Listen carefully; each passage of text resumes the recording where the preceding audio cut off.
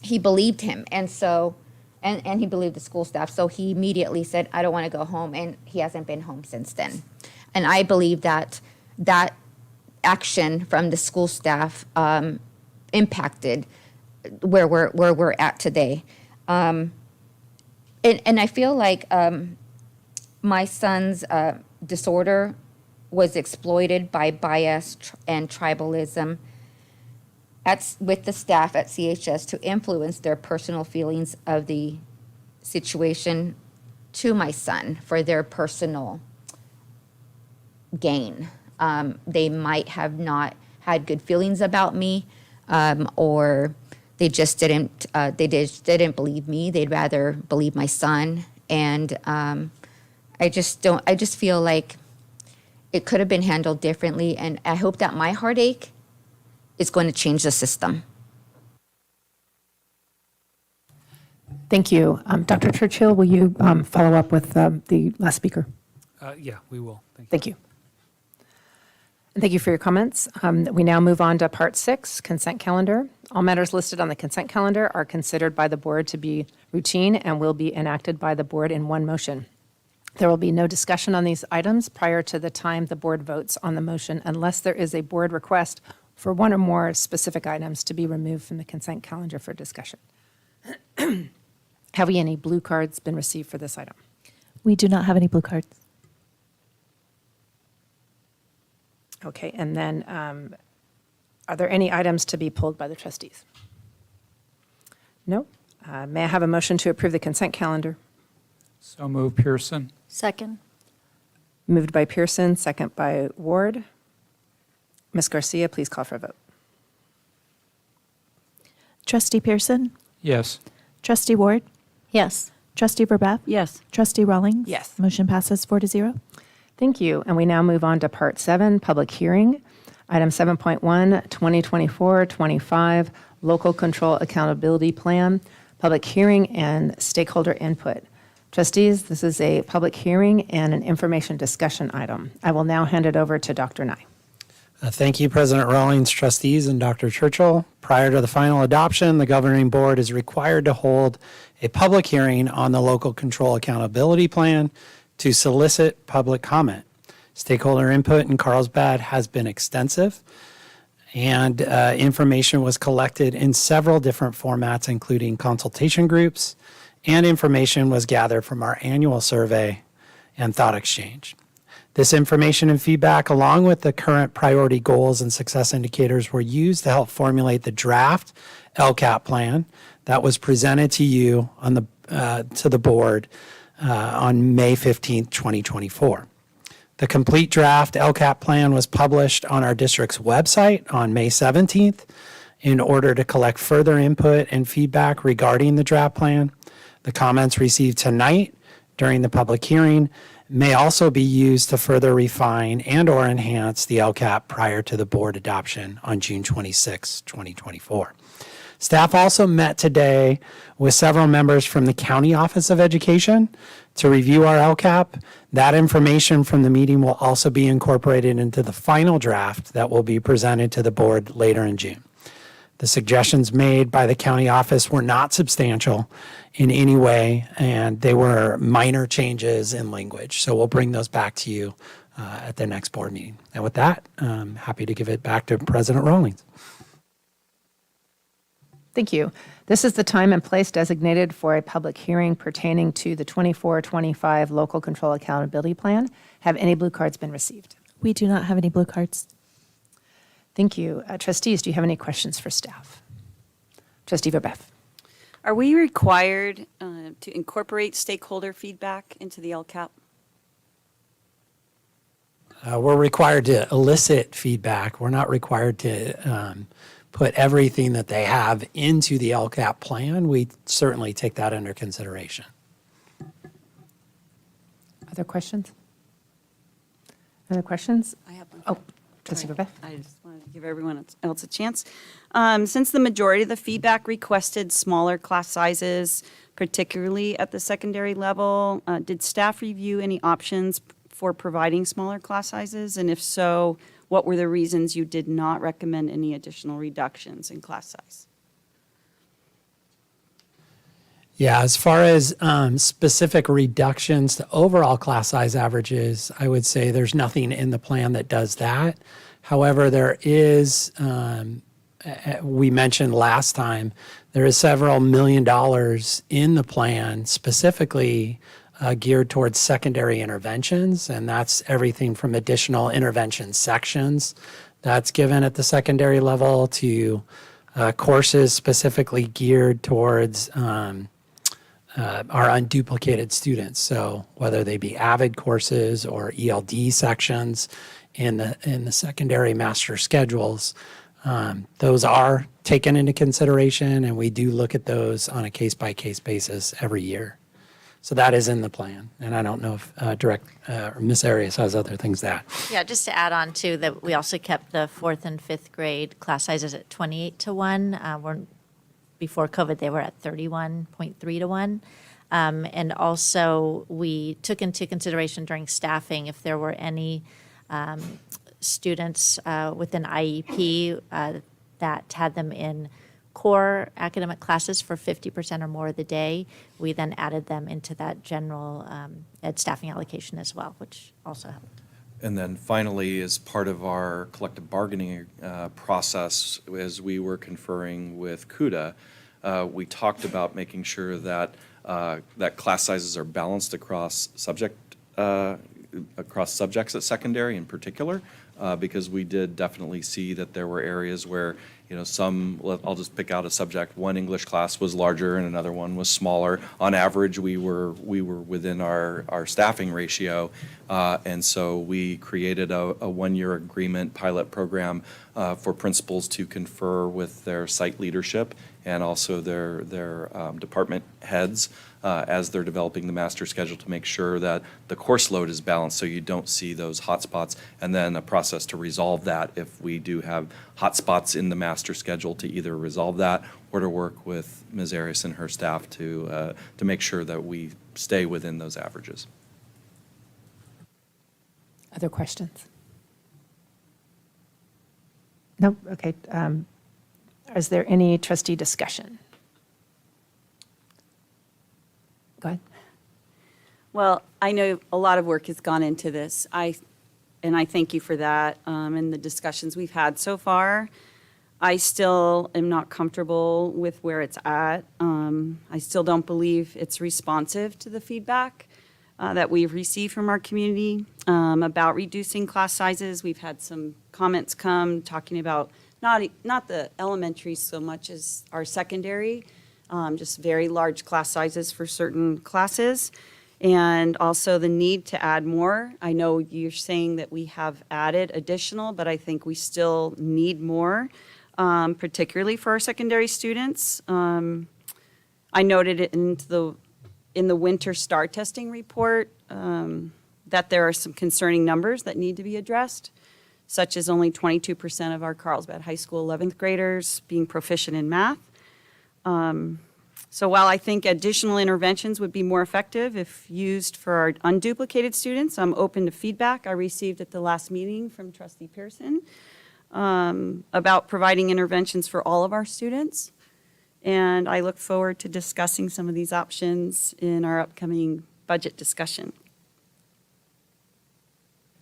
Thank you. And I do share your sentiment that I don't believe that the LCAP current plan was as responsive as I would have liked as well, for different reasons. I still believe we are testing way too much as a measurement, and I'm not sure that it's measuring what we're trying to get at with our students. So it's highly likely that I will be voting no on it in 2 weeks. So I just want to make sure everyone knows that because of that. Because of those reasons. Any other discussion? Okay, great. Let's move on to, thank you for that, and we will move on to item 7.2, presentation and public hearing, proposed annual budget 2024-25. Trustees, this is a public hearing and an information discussion item. I will now hand it over to Mr. Dill.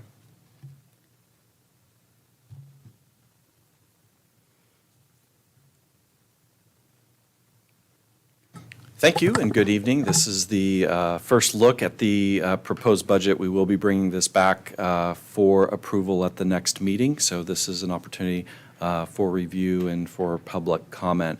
What you're going to see before you is a high-level summary of thousands and thousands of line items that go into the budget, and I do want to thank and recognize our Director of Fiscal Services, Cheryl Escalante, and her team, who were working late into the night and through the weekend to pull all of this together for this evening. So for themes for this upcoming budget, first and foremost, when we look at revenue, and we will talk about all of these things, is the transition to basic aid, also known as community funding, from the state aid funding model. We have been listening to board discussion, the LCAP process as well, to make sure that the budget that comes forward is reflective of the full board's priorities. As part of that, we have worked to make sure that we're maintaining the current class size ratios, and we'll talk about all these. We did add over the course of the last few years additional counseling positions that we kickstarted with one-time funding that did make its way over into the supplemental funding as discussed in the LCAP. And we are also sustaining the elementary intervention model that was put into place for this upcoming year. So all of that is baked into the expenditure side. I would start with this, and I'm going to end with this, that the ending balance for this year will improve by the time we bring it back to you for the unaudited actuals. That's a matter of us closing all of the purchase orders and all of the remaining balances in our budgets across the district. As we capture those savings, those typically fall to the bottom line, and so we always see an improvement in that ending balance. But I won't be able to talk about that until we get into August and then into September. But first, a quick walk down memory lane.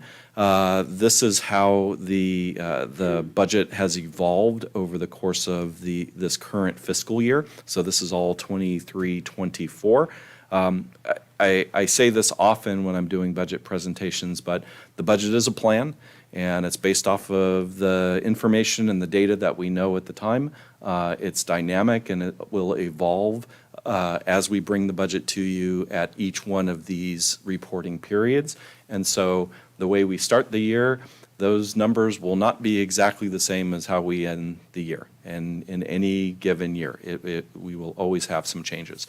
And as we talk about the budget that we're presenting tonight, even that has the ability to change as we get through the year, and even as the state works on its final budget act that will go to the governor, there could be some changes in that process as well that could impact our revenue, plus or minus. That's always something that's within the realm of possibility when we are adopting our budget prior to the state doing the same. So this was the story of the general fund over the course of the last year. Probably the biggest change that occurred was between the adopted budget and the first interim budget, and that was a few different things. One, when we were talking about the adopted budget a year ago, there were still proposed cuts that were on the table that ultimately were reversed, and that there were also additional positions that were authorized in the final meeting by the board. And so we had to include that information in. And also, we had not settled with either of our labor partners, CUDA or LIUNA, so we didn't have the cost of all of those salaries built into the budget. We were holding off until we knew what the final results of that. So all of that got put into the first interim budget, and then you see it was fairly steady as we went through the year. So big change it adopted, first, second, and estimated, all fairly level. And the last slide will tell you that I will bring this, how we actually ended the year in September.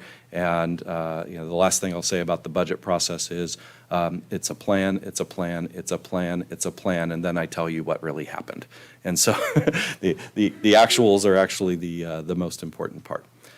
This is graphically looking back on the left side of the dotted line, where we have been over the last few years, and then on the right side of the line, how we looked as we went through the upcoming year.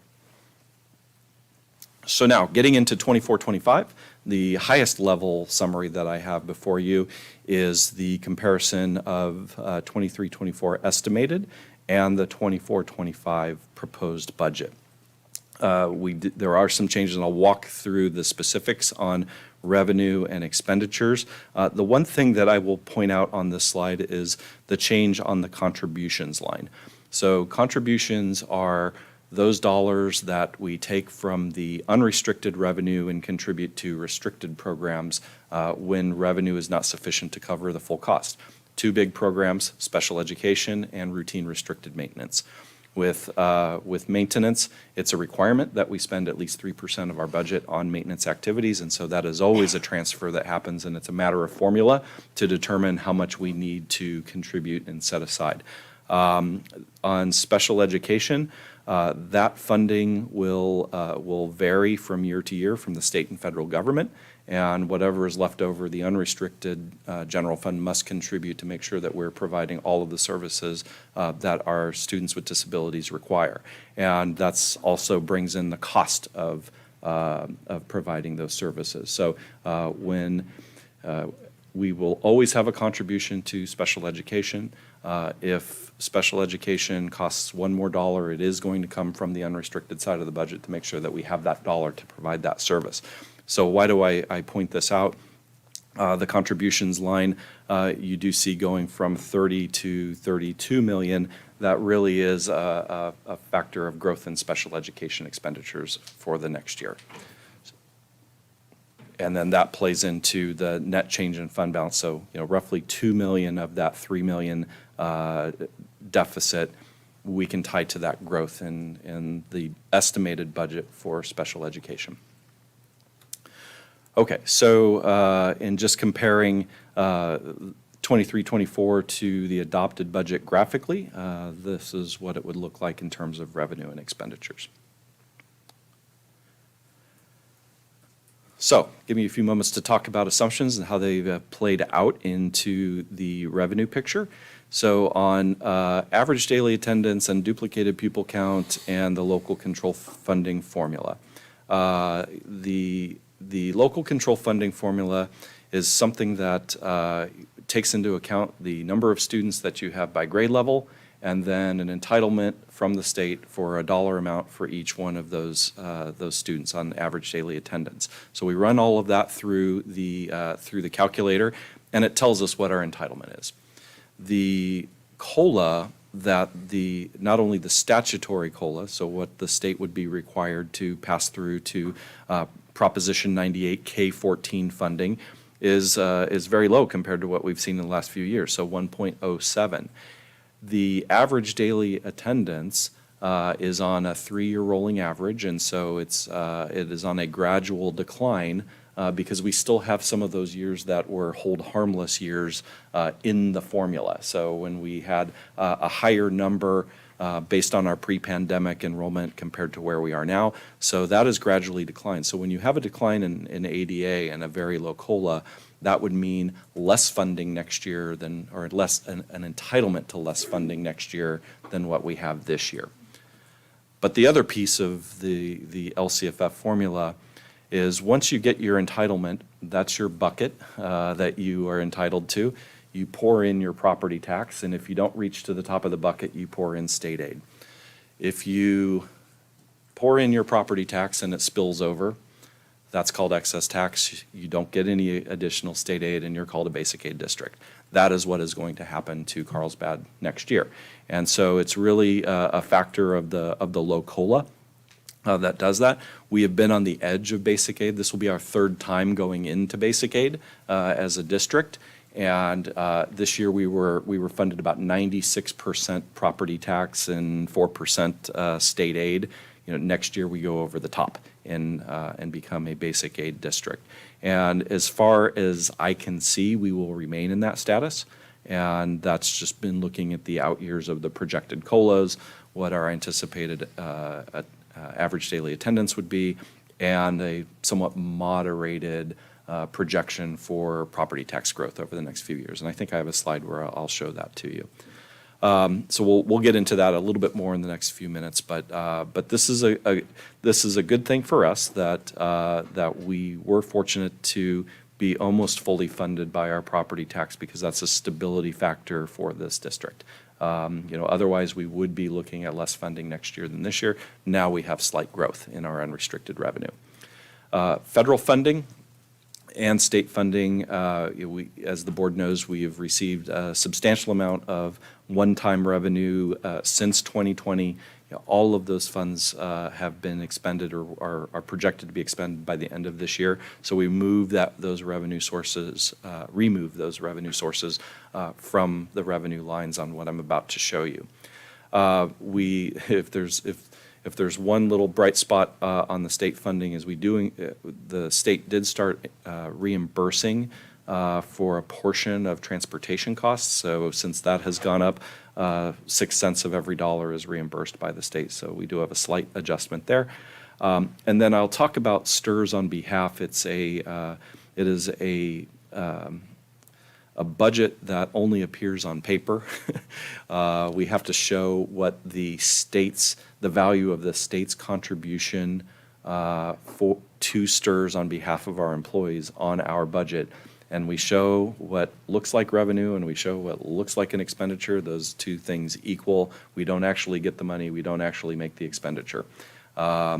We will be adding that in at first interim, what the value of that is. And so I'll talk through how that looks a little different when I'm looking at estimated actuals now versus the adopted budget. But just know that it's not an actual loss of revenue. It's not an actual reduction in costs, and I'll walk you through that.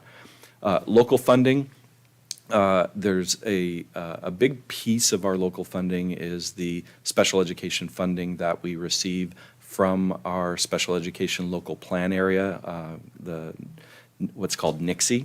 And there is a decrease in the SELPA allocation, and it's a matter of their costs going up. And also SELPA revenue is based on the SELPA's average daily attendance, which is also declining. So while our costs are increasing, as are everyone else's for special education, the actual dollars that are dedicated towards providing relief to districts for that cost are actually decreasing. So we've made that adjustment about $700,000 this year. And then lastly, with local funding, what we do at this point every year is we back out any of the revenue that we've received for gifts and donations, and we reset that to zero. Because we don't know over the course of the year how much we will actually receive in gifts and donations. So as those checks come in, we recognize the revenue.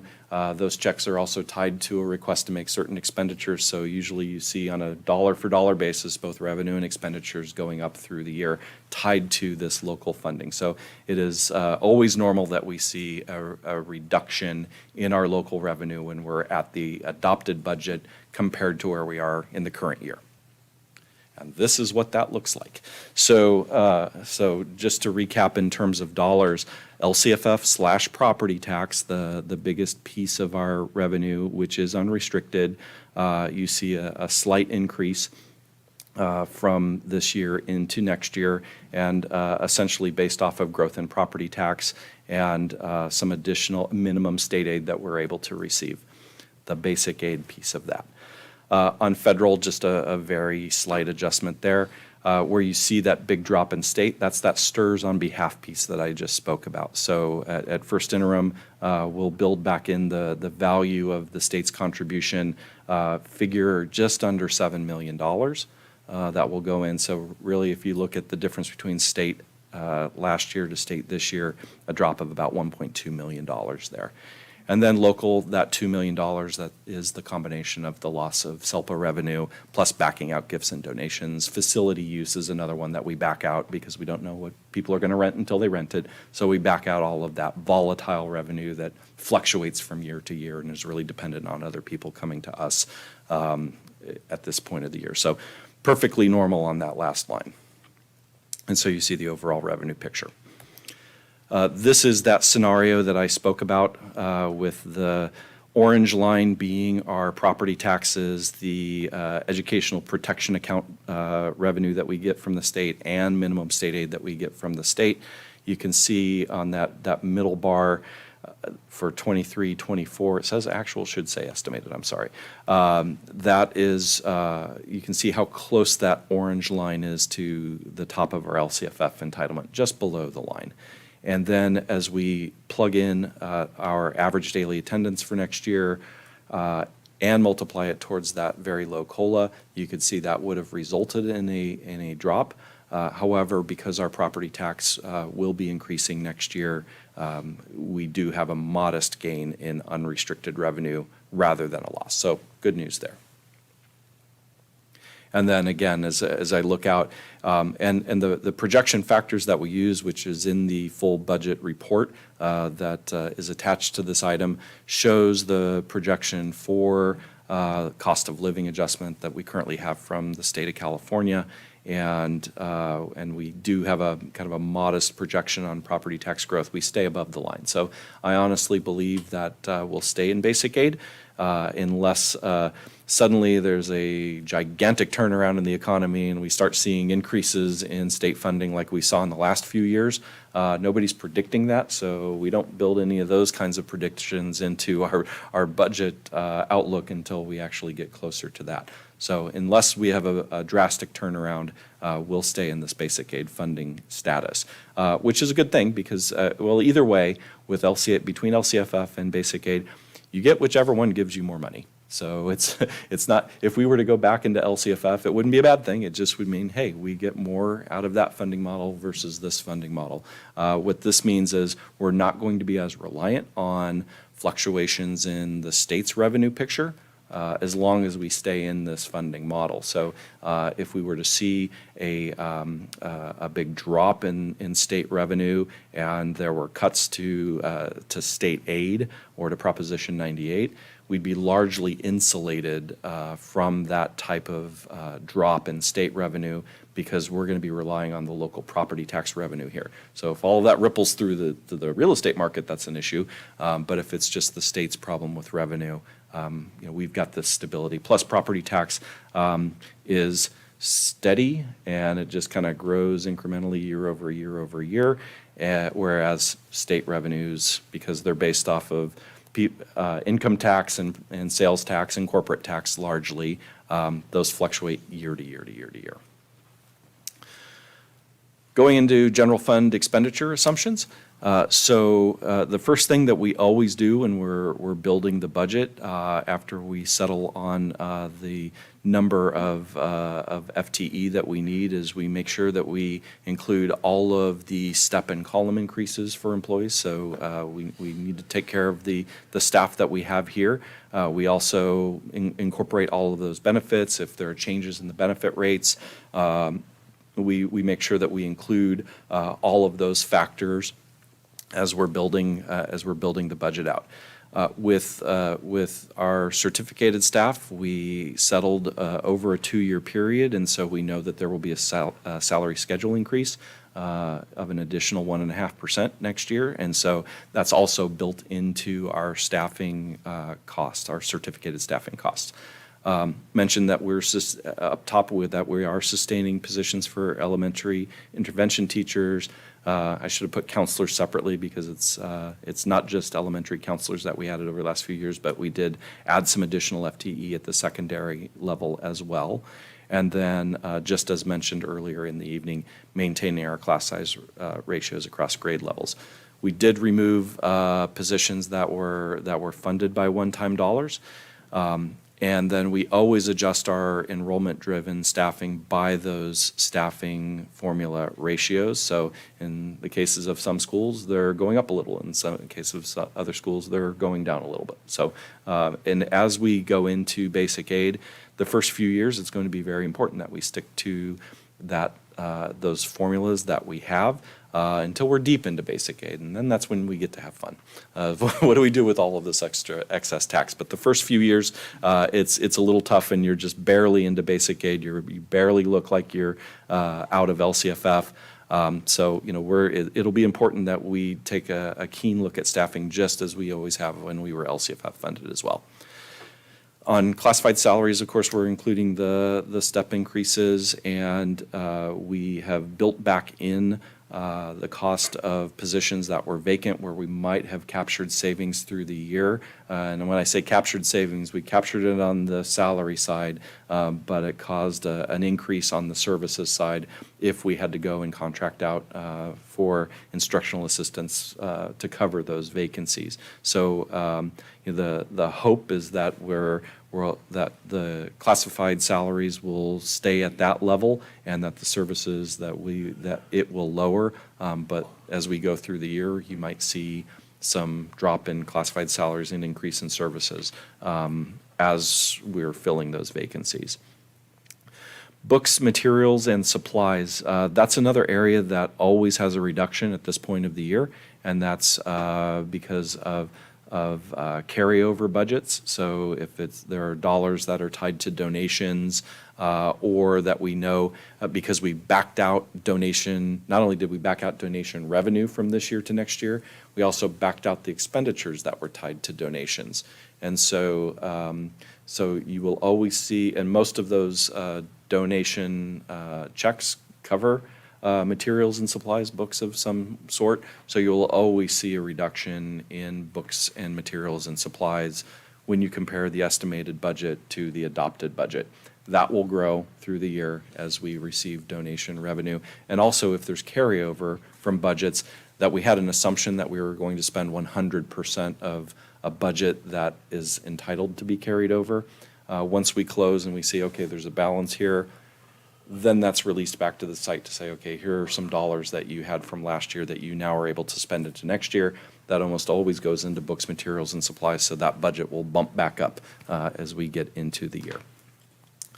On services, we're maintaining the budget for special ed transportation costs. At the next meeting, we will be bringing forward a contract for a new provider, and we're going to be really staying on top of the new provider and working with them to bring the costs down and to be more efficient in how they provide special education transportation. So while right now we're keeping that budget high, the hope is that by working more closely and staying on top of a new contractor, that we can bring those costs down. And the new contractor understands that that is our goal. And it's not a matter of denying service, it is providing service more efficiently than our existing one is able to provide us now. So we're hopeful that we'll be able to bring that services budget down. And then we also, in this year, did have some pretty significant costs that were related to repairs that were emergency repairs that were needed to be done, and also just some other projects that we did. We resurfaced some playgrounds, and we did some other work around sites that had some high capital costs that were in the services line. That we've got those projects done, so we backed out those budgets, and so you see a big drop in services, and it's mainly non-bond related project costs and other emergency repairs that we had to make. So that's mainly the story of the drop in services. So this in numbers is what I just said. The certificated salaries, again, is a overall drop, and that is mainly on the entirely on the restricted side of the budget, as the positions that formerly had been funded by those restricted one-time dollars have expired. Classified salaries increase there is, again, building back the cost of the vacant salaries that we captured savings throughout the year on the classified line, building that back in at the beginning of the year. The benefits line, just consider that flat, because as we put in the STRS on behalf number, it'll be a little bit higher than that, about just under $7 million, so roughly flat. Books and supplies, again, as I mentioned, we always see that drop as we back out carryover budgets and other donation type of revenue out of the books and supplies line. And then, again, as the explanation on services, some of that is tied to some of the former one-time funds, but the vast majority of that difference is related to repair and other maintenance type costs that were of a one-time nature in this last year.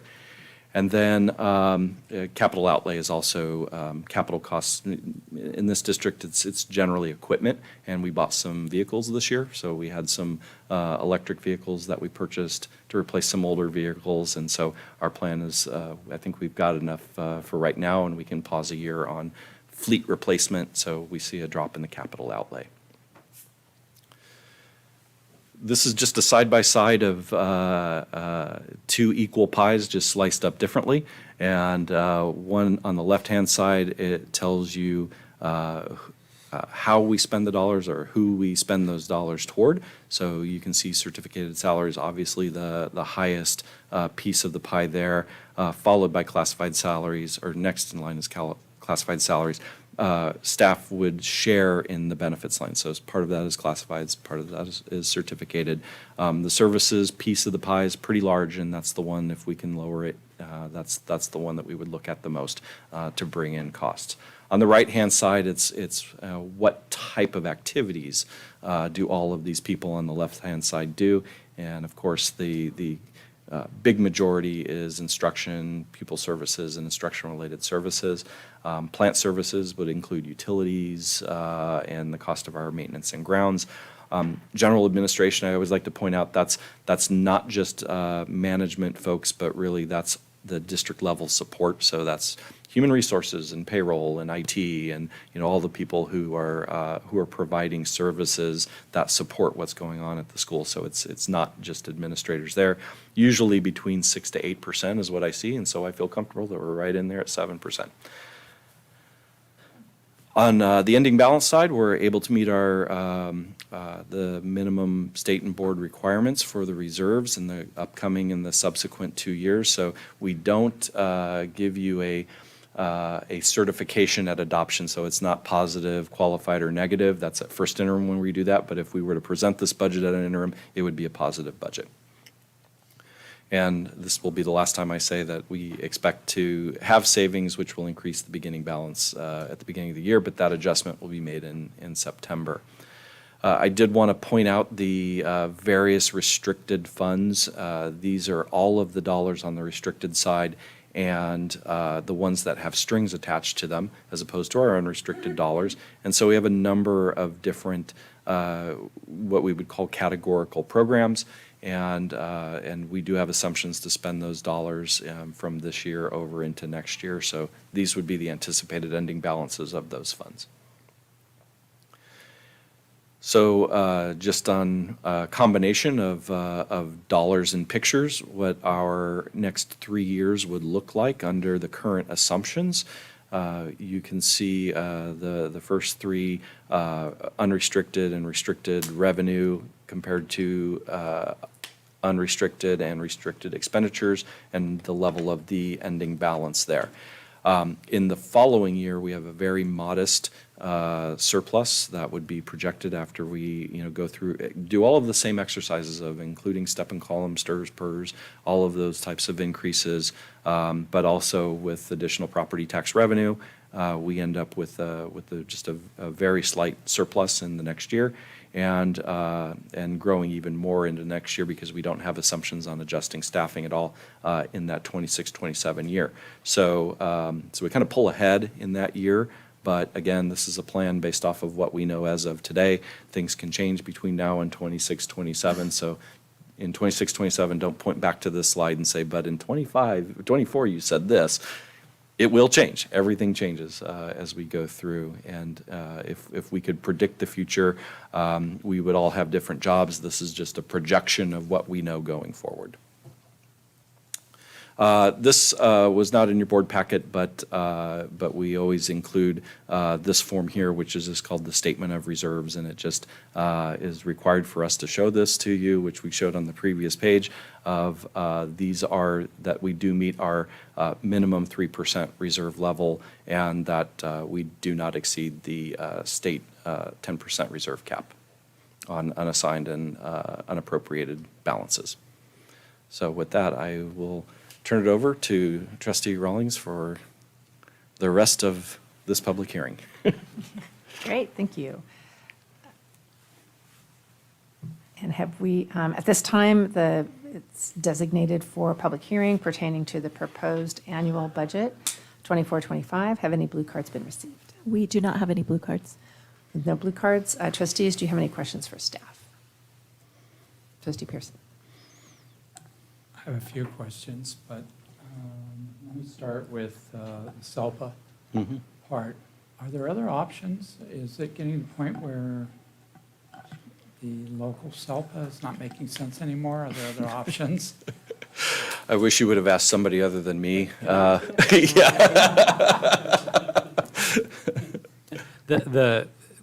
The SELPA continues to make sense. We are a little frustrated that the revenue isn't coming in at the same level maybe that it always did, but we don't have the capacity as a district our size to offer all the special education services that would be required. It would be far too costly for us to try to do it ourselves. Yeah, my dream is for to be in a single district SELPA where I can just look at all of the revenue and not have to worry about somebody else's spending plan on how to use that. Other questions? Go ahead. Okay. I think on slide 13, I know we're meeting our statutory 3%, but we've always had 5%. So Correct, and am I- that is built in as well. Great. Yes. I just want to yes. make sure we. That's why I still are said at state 5, and board, not 3. yes, state and board required reserve requirements are met. Other questions? Trustee Verbath. The background information indicates that our enrollment decline contributed to our switch to basic aid. Can you explain why and whether the predicted decline in enrollment is the reason you're confident that we're going to stay or remain in basic aid? Yeah, it's, and, you know, as I pointed out in walking through the LCFF formula, you know, there's a number of different factors. There's average daily attendance, and so as we look out, while our rate of attendance has grown, it's not as high as, or the number of students is not as high as it was in the past. And that as we kind of level out to dropping off those high years, and we'll be in the 10,200 range for the next few years, we build that into the formula. But then we also look at what's the anticipated COLA. So it's not just the number of students, it's also what does the state anticipate the statutory COLA would be on LCFF next year and the year after. So we build that in as well. If suddenly there was a higher COLA, we could be back into LCFF. And then we look at the property tax information. You know, as we get into the future years, it is a little more crystal ball than the year that we have right in front of us, because we do get some information on the assessed valuation in our district in the spring that we use to estimate our property tax for this upcoming school year. But in the out years, we're really, we typically grow between 5 to 7%, and we have a 4% assumption in there just to make sure that if housing sales continue to be slow, that will be right around where we are right now for the next couple of years. If suddenly housing sales pick up, we might be looking at, you know, being deeper into basic aid in the future if the property tax revenue goes up. But right now, we're trying to be cautious in terms of that. So the answer is yes, it's enrollment, yes, it's COLA, and yes, it's property tax growth. All of those things factor into us projected to stay in basic aid. Mm-hmm. I have a question. On slide 12, and it's unfortunate that we couldn't, I couldn't get my questions answered ahead sorry. of time, but I know you had stuff going on Yeah. yesterday. So when we have all these percentages, what is the percentage of the reserve? That's a good question. I didn't calculate that percent. I don't think you asked specifically I that did ask question. that question, yeah. You did? Yes, I'm I did. sorry, I missed that. I Okay. missed that. So, you know, I would say that we're on the, you know, at 14 million out of, you know, 160 some million reserve, we would be just under 10%, all in. With the entire reserve? Correct. I think last year you said it was 24%. I don't believe it was 24. That was what Yeah. that's what I had written Yeah. down. Okay. I don't have a follow-up on this one, Okay. so is there other questions? No, I don't have, I have another one on this slide. Can I say this one? Does the certificated salaries, does that include management salaries as well? Yes. Okay, thank And you. classified includes the classified All management classified salaries. management, Yes. okay. Other questions? Slide 14. So, and maybe it's in the next presentation, but I did notice that the CTE incentive grant program, so was that a one-time? Or- CTIG is something that gets renewed every few years, and so it comes in once, and then you spend it over a multi-year period, and then you reapply for it, and so that's an ongoing replenishment. And with many of our restricted funds, if we don't have a specific multi-year spending plan, an assumption will go in, okay, we're going to use all these dollars by either the end of the year or by the end of the period through which we can spend them. So with CTIG, the assumption would be that we would use up all those dollars for the next year and then look at applying for the next CTIG grant to replenish those dollars. And then with CTE in particular, I know the governor is interested in merging all of the various career technical education programs into one. And so I'm watching this very closely on what might occur in the upcoming budget year to blend strong workforce, CTIG, and a number of other different CTEs into one cohesive program. So this might look different a year from now, depending on what action they take. I know they're looking to do some things in the fall in preparation for the next budget cycle, specifically related to CTE.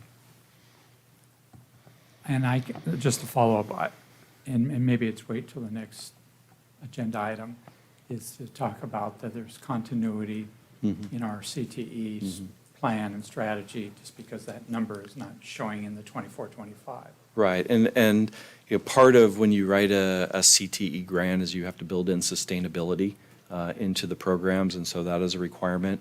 And with most of these, we have a 2-to-1 match, so we are spending $2 for every one that the state gets or gives us, and that is built into the unrestricted general fund. So while it looks like we're only spending out of the restricted side for career technical education, we're actually spending twice as much of unrestricted dollars to provide those courses. Thank you, Mr. Dill. That was very helpful. You're welcome. Thanks. Trustee Ward? Thank you for putting all this together and explaining everything, Eric. I appreciate that. Also, I think I missed this. For the services with the decrease in contracted special ed staff, can you speak to that a little bit? And tell me, Sure. what is decreasing? Is we don't have the need, or? No, if any decreases that we would have in special education services would be from one of three things.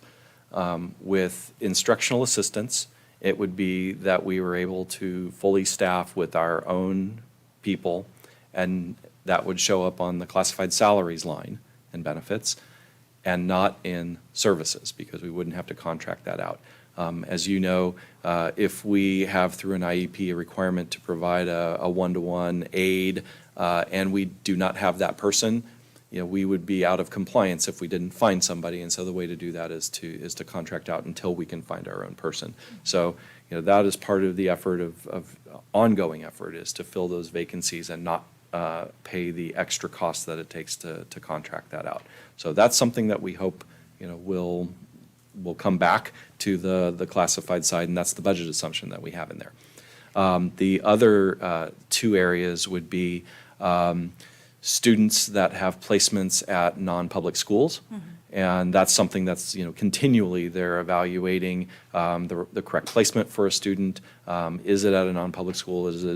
Are they able to return to our own program or not go to a non-public school to begin with? And so that number will change from year to year to year, depending on the student population and, how many students we have with specific disabilities that would require a non-public school. And, but I know that Mr. Evanson and his team, do a really good job of really looking at what is the appropriate placement for students. And I trust him more than any other special ed person that I've worked with to say, this is the right place for this student, or it's back here back home. And so If we're able to, if you see a reduction in non-public schools through the year, it won't be that we're denying services, that we've found a more appropriate placement for a student, and it might just be here. So that's an area that we're always looking, if we can capture some savings, because we have one less student in a residential treatment program as opposed to a non-public school, or they're in our own program as opposed to a non-public school. We can bring in those costs. And then the last one would be transportation.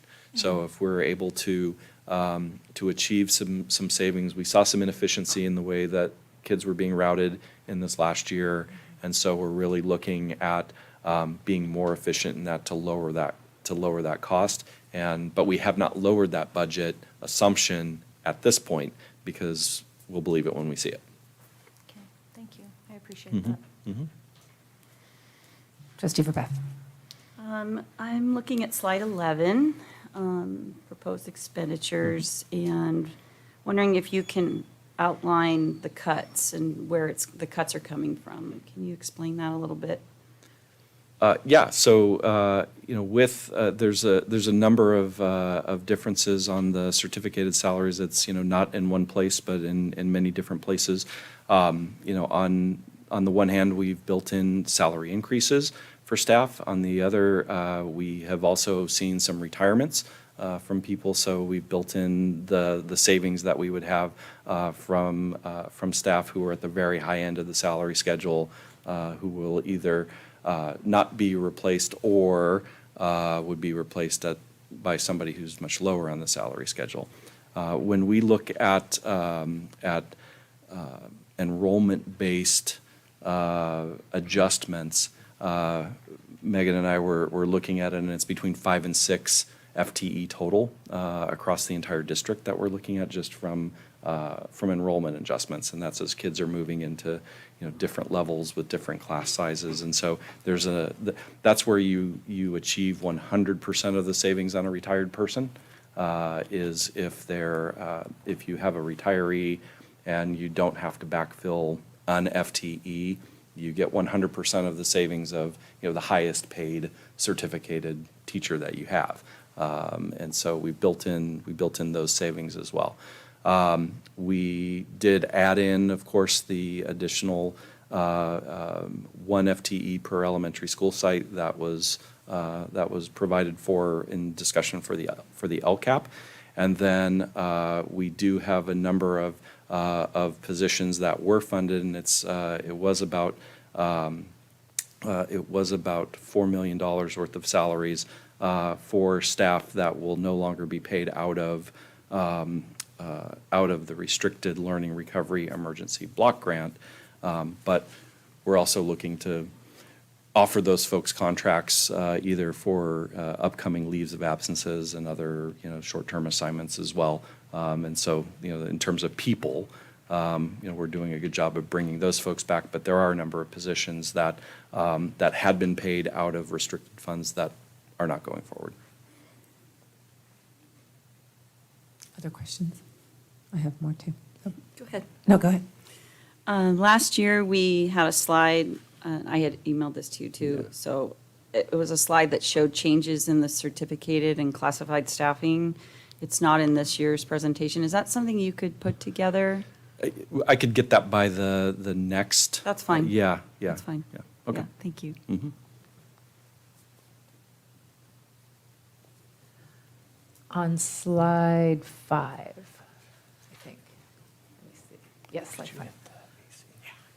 Okay. That's my job. Do you not include the beginning or the ending balance in the reserve? That is the ending balance is the reserve. That's one that those are synonymous. Okay, then why is the proposed 17 and the ending balance is 25? So you have to look across. So 17 plus 8 equals 25. Right. So you have unrestricted plus restricted equals Right, but that's for combined. 23, 24, and then the Correct. proposed is 24, 25, and you have 17,901 for the proposed. That would be at the end of the year. But That doesn't would- the ending balance become the beginning balance? The ending balance of, so if you look, the ending balance for 23-24 then goes up to the beginning balance of 24-25. And then you add in revenues, subtract expenditures, and then you get the new bottom line. Right, so when I was asking about the percentage of the reserve that's what I'm trying to get at, is that wouldn't that include the 25, wouldn't that be the 25,760 to begin the year? Oh, so, yes, so that would be the beginning of the year, yeah. And I Right, always so think, that's what I'm saying, I always think in terms of. because you were saying 14, Yeah, and and I'm looking at 25. Right, at the and beginning. when I talk about reserve percentages, I talk in terms of the unrestricted reserve. That's the percentage that matters, not so My much the question was restricted. total. Okay, so Okay, yeah, okay. that's, I don't think in terms of the total. I really think in terms of the unrestricted, because those are the most precious dollars. And that's where the state's minimum reserve requirement is on the unrestricted. It doesn't take into consideration restricted. Yeah. So CBOs think in terms of unrestricted, not all in. Okay. My next question, are there other questions? Okay, Trustee Verbeck? Were you able to confirm how many one-time funded staff were removed? I don't have that actual number right now. Okay. When it comes to the one-time funds, because the one-time funds expired, but it doesn't mean that every staff member Okay. gets removed. So there's a few different reasons. So we have some of our intervention classes at the high school level, we were able to move over to the A to G grant. So that way, both high schools will still have math intervention classes that they're able to offer. At the middle school level, we also, for example, we kept intervention classes, but they're folded back into the general staffing allocation. So, like, for example, we've always had Read 180 and Math 180 for several years, all the way back to when I was principal at Javier Oaks Middle School. We didn't get extra money for that. It came out of our general staffing allocation. It's considered an elective, and you're able to run a smaller elective section because you have some other electives that choose or want to be bigger, like a band class, where they want a lot of students to make a full band. So it allows you to still offer some smaller classes without increasing your other class sizes. So we worked with the administrators to say, make sure we're keeping intervention classes. Let us know if there's an issue with the class sizes. But in that way, it kind of was going back to before we got the COVID dollars. When we got the COVID dollars, we gave them additional money for those sections so that they could either offer more of those sections or offer lower class sizes or do another intervention. So there still are pieces of intervention, not all the interventions. You know, they did cut back on some and really looked at which ones they felt were effective to move forward with that. Yeah, and we also did have a number of counseling FTE that had been paid in that one time that are now showing up in supplemental grant. So that sometimes I get lost on the FTE numbers because I'm looking at the dollars and they do move around from one column to another in terms of dollars. But the FTE, she counts the people and I count the dollars. So. Just as a follow-up, did any of the cuts disproportionately impact any school sites? Or are we keeping that pretty even? Or do you know? No, I mean, I would say, you know, again, we use that general base staffing allocation first, and then we're adding in on top of that. So like with the elementary, they're getting the 9 intervention teachers. That doesn't go toward class size. And then at the secondary level, you know, they're still getting some off-ratio sections when it comes to like an English language development class. So everything has been stayed pretty even across the board for staffing.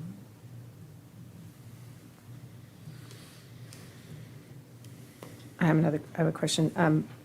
We've often said that as far as within the county, that we're one of the lowest per pupil funded. As we go into basic aid, will that improve? Yeah, so this is actually something we've been talking about.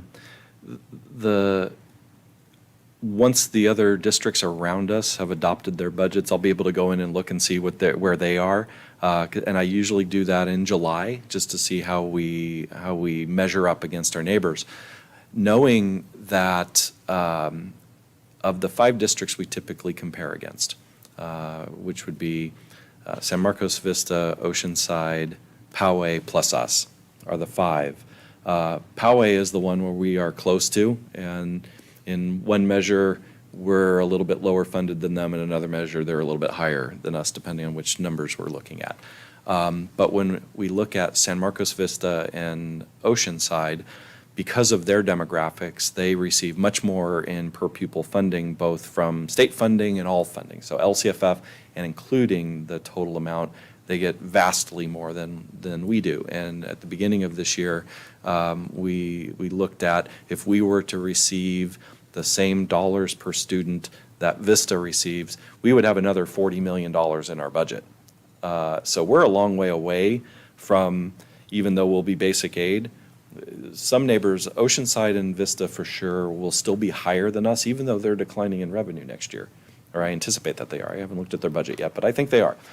San Marcos, we might be really close to next year, depending on how far they drop and how high we go. We could be neck and neck potentially with San Marcos, but Vista and Oceanside will still be much higher than we are. And so we will have this perception of, oh, you're a basic aid district, then you must be very wealthy. Well, no, not compared to our neighbors. There might be a time when we get there, but for the first few years, we won't be close to a number of those that we already benchmark against. Then other questions, because I have one more. Okay. This will probably be a combo question here. Okay. So I asked it before. So why are we building a budget that has expenditures higher than revenues? And then you talked about donations and fees and those types of things. Are we counting the expenditures but not counting the revenue? Is that one of the reasons why we have, and again, this isn't new. We seem to do this every year, and then it ends up the opposite. But why would we start the year and build a budget that has, why wouldn't we build a budget based on the anticipated revenues and make it more even?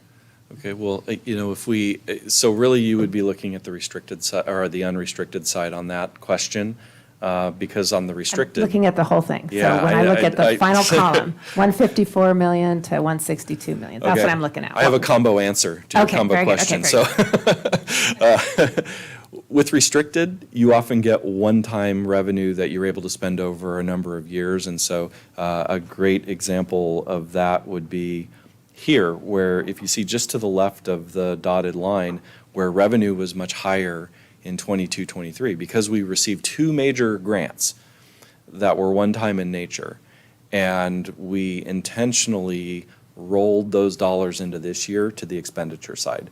And so, just if you were to be looking in isolation with no context, you'd say, well, in 22-23, we had a surplus. What happened? And then in 23-24, you had a deficit. What happened here?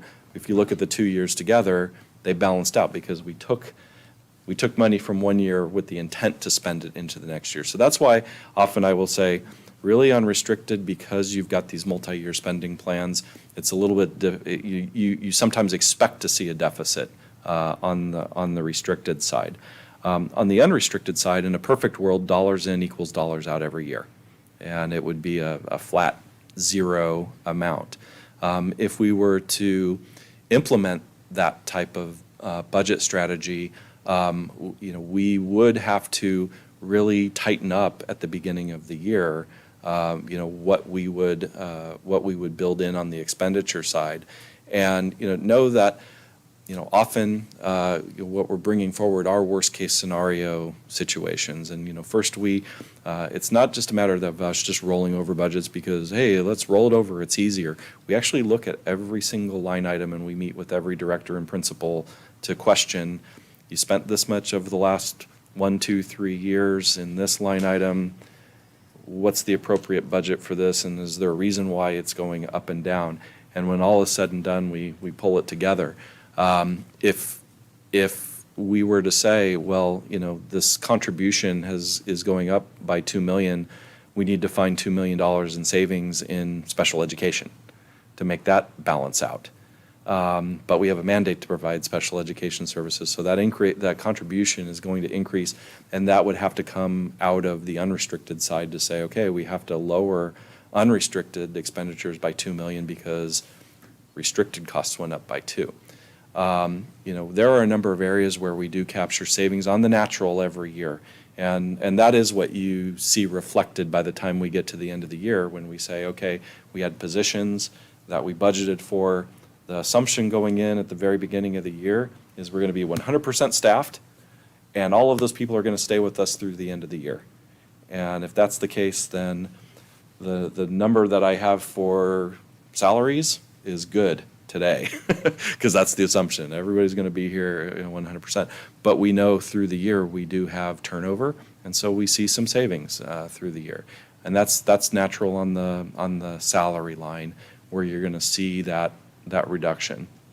On the expenditure side, again, we sometimes will have a cushion, and the question is, how much of a cushion do we need?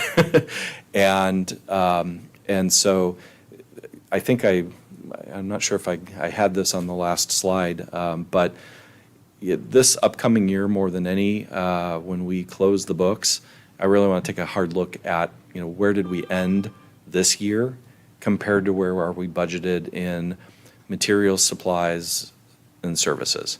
Not so much on staff, because we think the staffing is what we need going forward, but on that, where we usually capture that $2 million of savings at the end of the year, is kind of spread out all across the budget. And there's never just hey, look, there's $2 million right there and we saved it. It's $10,000 off the utility bill at this school site, and it's $5,000 off of supplies in a department budget. It's $500 that wasn't spent by Ben. So we add all of those things up, and that's where we find that overall savings. But I really do, to your point, want to look at, we have an assumption here now. When we close this year, let's do a side-by-side, and if we can make some of those adjustments up front, then when we get to first interim, we've got maybe something closer to what we think we're going to end at the end of the year. However, we will see those natural increases. Carryover budgets will go in, and so the expenditure side will go up a little bit more by that. As we get donations, that'll come in, that'll raise those budgets as well, but it'll correlate to income as well. So, there will be movement no matter what we do from here on out through the end of the year. But I am looking for ways to tighten up. And then those things that we spoke about earlier with some ideas and thoughts that we have where we could have some opportunities for savings that we right now have not put a reduction assumption in, because it's easier to reduce expenditures than to add expenditures through the year. It's also easier to add revenue than to take it out. And so what I'm saying is easier from a budgeting perspective. Not, hey, I don't add it because I think it's good, because I would like it, but what I'm saying is if we come in with a cautious revenue assumption and we end up with slightly more, that's a good day, because we received a little bit more.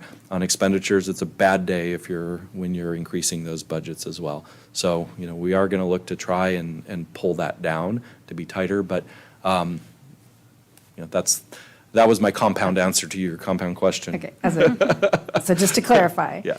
So you are saying that we count expenditures, but don't count revenue when it comes to donations and fees and those types of things? No. On expenditure, on donation-related expenditures, we lower both the revenue and the expense side. That's why you see let's see, which slider is that? That's why you see just on the books and supplies line a minus 2 million, because of donated and carryover. This year's carryover budgets that sites had, the assumption is they're going to spend all of that at the end of this year, and they won't have that to carry over into next year. And that's often a place where we see these savings. So once we close the books and we see how much do you really have left over, that'll go back in the books and supplies line in the fall. So it's out right now on carryover. It's out right now on those things that say, for example, PTA or CEF related line items because we do track what we receive and spend out of there. We zero out those budgets. We didn't zero out not everything with CEF because they have made some commitments that we can count on, but the random donations that come in, particularly with PTA and others, all get zeroed out on both revenue and expenditures. Thank you. And I had one last one as far as a follow-up goes. When it comes to, you had said that, you anticipate additional ending balance dollars at the end. That becomes unrestricted, correct? It's both sides. Okay. Yeah. If So it it could be depends on where it unrestricted. started. Okay, so it could be unrestricted. Yeah. And We can't then- move it over yeah. And I guess, and then it's not, because you didn't plan on it in the budget, then the board could have more, or provide more direction on those dollars, correct? Yes. Okay. Thank you. Trustee Verbeck. Thank you. Did I hear you say that the staff or the admin and estimated classified increases in salaries are in these numbers or are not in these numbers? So my practice in building the budget is, when it comes to the salary schedules, is to only put in what we know and until it changes. And so we do not put in a placeholder for an anticipated salary increase, so that when we are talking with the board, when we're talking with our labor partners, we are showing this is the reality of our budget today, and any additional dollar that we add onto the salary schedule will cost this much, and this is the ripple effect it will have on the current budget. So there's not a placeholder in there for that. Yes. Additional questions? Discussion? For me, I'm still going to need to dive into the numbers more and understand the reserve more. I went through the last few years of presentations, and we have, year over year, have had more expenditures than revenue, but then by the end of the year, when it comes to the audited actuals, we end up the reverse. And my concern is that, in my view, those dollars need to be in the classroom. They shouldn't be, waiting around for, and placed in the reserve, and then part of ending balance, and then our reserve grows, but our classrooms increase. We have our reserves going up, but we also have class sizes going up. And personally, I believe those dollars need to go back in the classroom. So I'm not sure I'll be voting in favor of the budget. I'll have to ask more questions of Mr. Dill in the meantime. So I just wanted to put that out there. I've expressed this concern over many, many years. The fact that we have a 5% reserve rather than a 3%, that's board directed. We also have this LCFF stabilization fund, which in my view is completely unnecessary. And that, again, those dollars in my view should be in the classroom. So that's how I feel about it, and we'll see what happens in a few weeks. So I just want to throw that out there. Any other discussion? Trustee Verbeck. Okay, so in March, I tried to propose adding secondary intervention teachers and was told to wait until April. In April, I tried again and was told to wait until May during actions and services. And in May, I tried again and I proposed what I thought was equitable and reasonable, and was told it wasn't an appropriate time to discuss during LCAP. So I'm bringing it back up now during budget discussion. I had a conversation with Ben and Megan regarding cost and the possibility of adding 9 secondary intervention teachers. It's reasonable to assume that the cost is going to be about the same as what we are spending for our primary or elementary, approximately $1 million. So I would like to ask the board for consensus to add approximately 9 secondary intervention teachers based roughly on school site size. For example, 3 for Carlsbad, 2 for Sage, 2 for VMS, 1 for AOMS, and 1 for CHMS, and have staff bring back a more detailed proposal with costs for the next budget review. I would propose we fund this from the general fund unless staff proposes any specific funding sources. I'm open to flexibility on these numbers and the overall cost, but I think it's critical that we provide some type of intervention for our struggling secondary students, given some of the test scores and other reports we've received from our site principals about the help that our middle and high school students need. Trustee Pearson. So in the process of staffing and budgeting, either Dr. Nye or Mr. Dill or Ms. Arias can respond, or Dr. Churchill. You ask the site principals what they need. And then there's a process to go and say, can we do this or not? So to Trustee Verbeth's request, was that three of the principals or asking for that? Process check. We're in discussion with the board. So my concern is the principals asking for that or not? Would you like to ask a question of staff? Well, I'd like to ask a question of staff. Okay, then please do. Staff's already heard.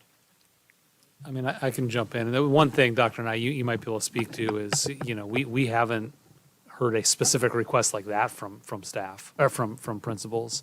We're having some discussion right now with middle school principals about ways to better support students on their site. But no, this specific request is not one that we've received from principals.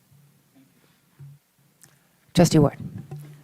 So so you asked Megan and Ben about this. I'm just curious what their response was, because I'm trying to think about, like, what does that look like? Because I know we do provide Read 180 at the secondary level, which is a type of intervention to support students. And I think there's also math courses that are available that support students that are at different levels or different learning for math to help scaffold and learn that information.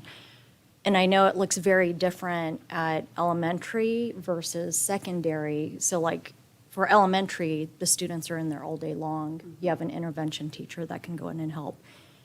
I guess I'm wondering, what their response was in regard to your question, and what are you kind of thinking that would look like in terms of the intervention teachers? Is it like a new class where the teacher is teaching students that are struggling in certain subject areas, or like math?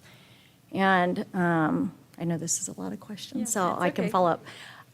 Also, I'm wondering too, and I was thinking about this early on, and I'm going to try to say this right, and it might come out jumbled, but when we're looking at the students that are taking the SBAC for 11th grade, and that's what we're basing our math scores on in terms of their performance, I know in 11th grade, there's a lot of students that don't necessarily take it, and there's some kids that are in the higher level classes that might opt out of it. I guess I'm just wondering, with that percentage that we're getting where students aren't performing at a certain level, or aren't proficient or at grade level, what is that in comparison to the students, that are showing that percentage? Does that make sense? But, so I would want to unpack that a little bit more with the staff. But anyways, going back to your conversation with Ben and Megan, did they share with you like what that would look like? How would those 9 teachers actually, what would they be doing? Is it like a IA that's going in and pushing and helping, or like what does that look like? What did they share? We did not get into that part of the discussion. We just looked at how much it would cost, and would it, an equivalent amount be enough to try to target some of the needs. And then I guess we go to the sites and we ask them, where could you use this most, and what would be the most beneficial? Was your math intervention successful? Would something different, a different model, a different teacher, different class? I don't know. So we did not get into that part of the discussion. I think I appreciate like how you want to support students with that, but I wonder, I'm a little apprehensive to fund something when we don't even know what that model is going to look like or what that intervention support is going to be. Because we don't want to give something that's not necessarily needed. And I would want to look at the amount of students that would need that support, what are we actually targeting? So I think those are the things that I would want to consider before I would say, yeah, let's move forward with providing intervention teachers. I would want to know exactly like what the need is. I don't remember when Trustee Williamson made her proposal for elementary. I don't remember her having it all laid out. And I don't remember the process. Maybe staff can weigh in on this right now. I just know that there was a need. We knew we needed to intervene with our students, and it's working. So I'm sure that looks different, right? Because yes, the elementary students are in a class all day long. Secondary are not. They're moving and shifting. But I think that the request is because we see that there are gaps, and there are significant gaps. And I did mention to Dr. Churchill, I have a kid in school right now, and I talk to the other parents, and I talk to the other kids, and parents are paying for tutors to get their kids to understand material. So there's a need, and our scores are showing it, whether, it's the higher levels kids who aren't testing. I mean, we just got our STAR test sent to us, and it said all students are tested 3 times a year. So I don't, Your STAR test, not your SBAC scores. Yeah. Yeah. But STAR tests. And so, I think that's representative of our students, and so I don't know what that looks like, Okay. Michelle. I'm leaving that to the experts, but I do see that there's a need. And I don't recall Trustee Williamson having a perfect plan when she came forward and asked for intervention teachers. It was, we just funded it, so. I guess I'm just thinking that for elementary, it does look a little bit different. And I know at the secondary level, there are, like, I believe, and I might be wrong, but I think there's courses that are available where kids can go in and get support. Am I right about that? I thought I heard about that. Okay. And then we have Read 180 and other intervention type courses that are already available. The percentage that you're talking about in terms of students not being at grade level, are you basing that on SBAC scores, state assessments, or are you basing that on the STAR assessment? Because that would make a huge difference, because not all of the students take STAR. It's only, like, if the students are in, am I right about this? Right. If the students are in high-level math courses, so we're not testing, like, you're not looking at the entire population and getting that percentage.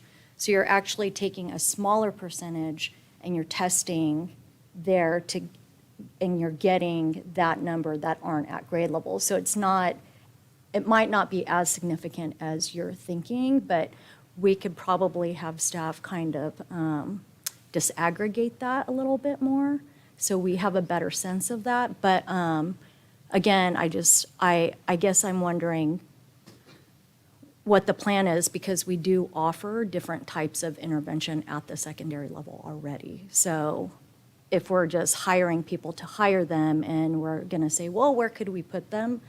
I'm a little more apprehensive to spend $1 million on something like that. Did you have a response? Oh, okay. Trustee Pearson, did you have something? Thank you for bringing that, Trustee Verbeff, bringing your concerns and the concerns of parents you've spoken to.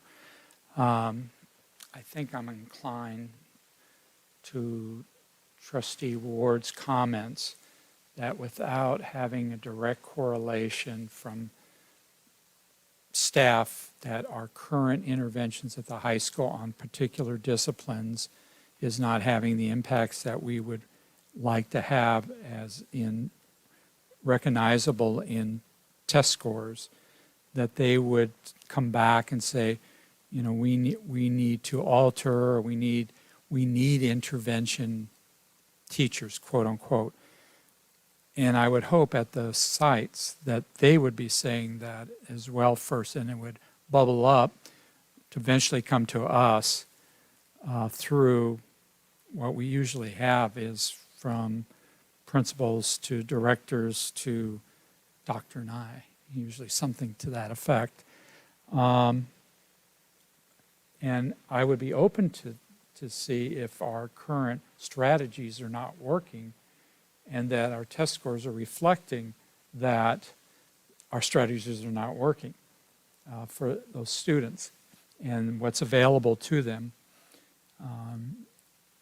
And I share your concern, but without having a little more of more detail and more micro, not even macro, but more micro analysis, I'm probably not going to be supporting that at this point. I just wanted to chime in too. I just did want to correct something that you said, because when we did talk about actions and services, you did bring it to us, and the concern at that point was that there wasn't enough detail. I appreciate that you've added more detail, which I very much appreciative. And actually, I'm in support of what you're saying. I'll give you a thumb up for it, because again, I'd rather have that money in the classroom than sitting in a reserve. So I'd be happy to, put that $1 million instead of sitting in a reserve. I'd rather see it supporting students. So whatever that looks like, I support it. But I just wanted to correct that when we did talk about actions and services, you did say you wanted to see something, and the consensus of the board was we needed more information before we could vote for it. And you've provided additional information. And again, I'm all about getting money into the classroom, so I support what you're saying. And I support your committing $1 million to support struggling students in secondary. Any other discussion? Okay, let's see if we have thumbs to support. Okay, we don't have thumbs, but thank you for bringing that forward. Any other discussion? Okay, then we will move on to part 8, information discussion items. 8.1, career pathways and career technical education, new 3-year strategic plan. Trustees, this is an information discussion item. I will now hand it over to Dr. Nye. Thank you, President Rawlings, trustees, and Dr. Churchill. I will cast this tab up quickly. Staff's pleased to present our first look at a new strategic plan, a new 3-year strategic plan regarding career pathways and CTE. I'm joined tonight by Dr. Brockett, our Director of Secondary Education, and Nicole Morsch, our Career Education Specialist, specifically working with our career pathways. Tonight is a first look at the plan. It's a draft plan. We'll bring this back at a subsequent meeting for actual approval of the plan. But we wanted to give you a flavor of that and as well kind of go through each of the goals, answer any questions that you do have, and we'll make some revisions and then bring that back for a final approval at a later time. So I'm going to turn it over to Dr. Brockett. He's going to walk you through the first couple slides. All right, good evening, everyone. Thank you for having us here. As you know, Ms. Morsch and I could talk for hours about this particular topic, but we are going to try to avoid that. We will keep it as succinct as we possibly can here. We're excited to be here and share some great news for you. It is exciting to reach the end of a 3-year strategic plan and be looking back at successes over the past several years, as well as looking ahead to what those next steps are that we can take. You can go ahead and go to the next one. Thinking back on successes, we've seen tremendous growth over the past few years. We have seen a 74% increase in career pathway participation. This is a result of two things. In part, it's better data capture, and I know we've talked with you all before about our efforts around capturing data that's truly reflective of the work that our students and our staff are doing. It's also growth in programs, so it's those two things combined. The same would be true about our increase in career pathway completers. We're both doing a better job of capturing that data as well as having more more students complete pathways.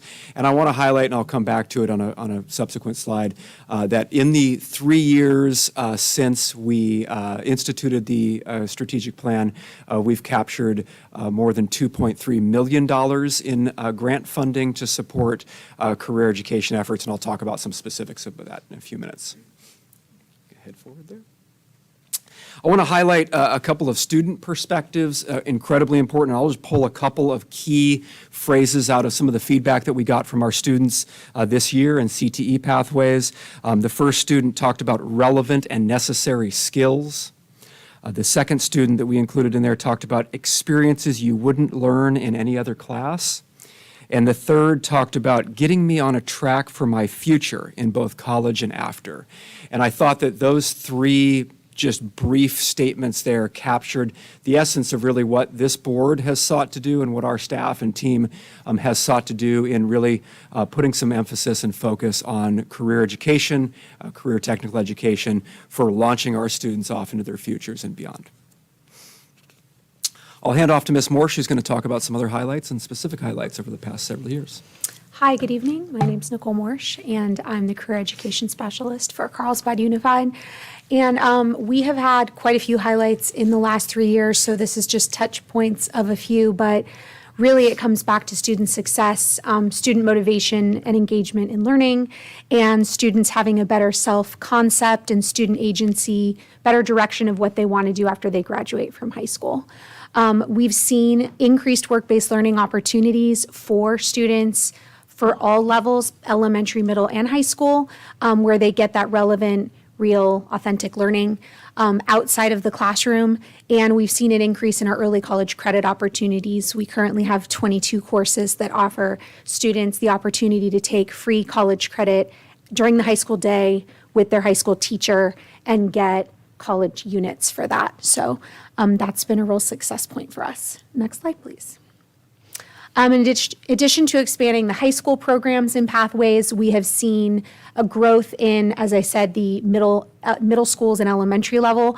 What that looked like for us, we built out what we call a TK through 12 career development continuum, where we were really making clear to teachers and students and families what it looked like at each level of education to be career ready. So what that looks like for a K-3 learner, what that looks like at upper elementary, middle school, and high school.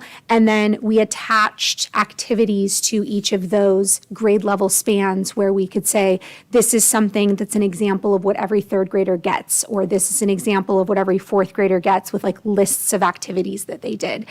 And I want to thank our grade level leads and our educators for helping source that data, because it was at our grade level meetings and our facilitator meetings where we were able to come together and kind of quantify these are experiences that kids at each of those grade levels are getting in Carlsbad Unified. We've continued to grow our industry partners and our community engagement with initiatives through Carlsbad Ed Foundation, our elementary science days, as well as our career days at the elementary school level.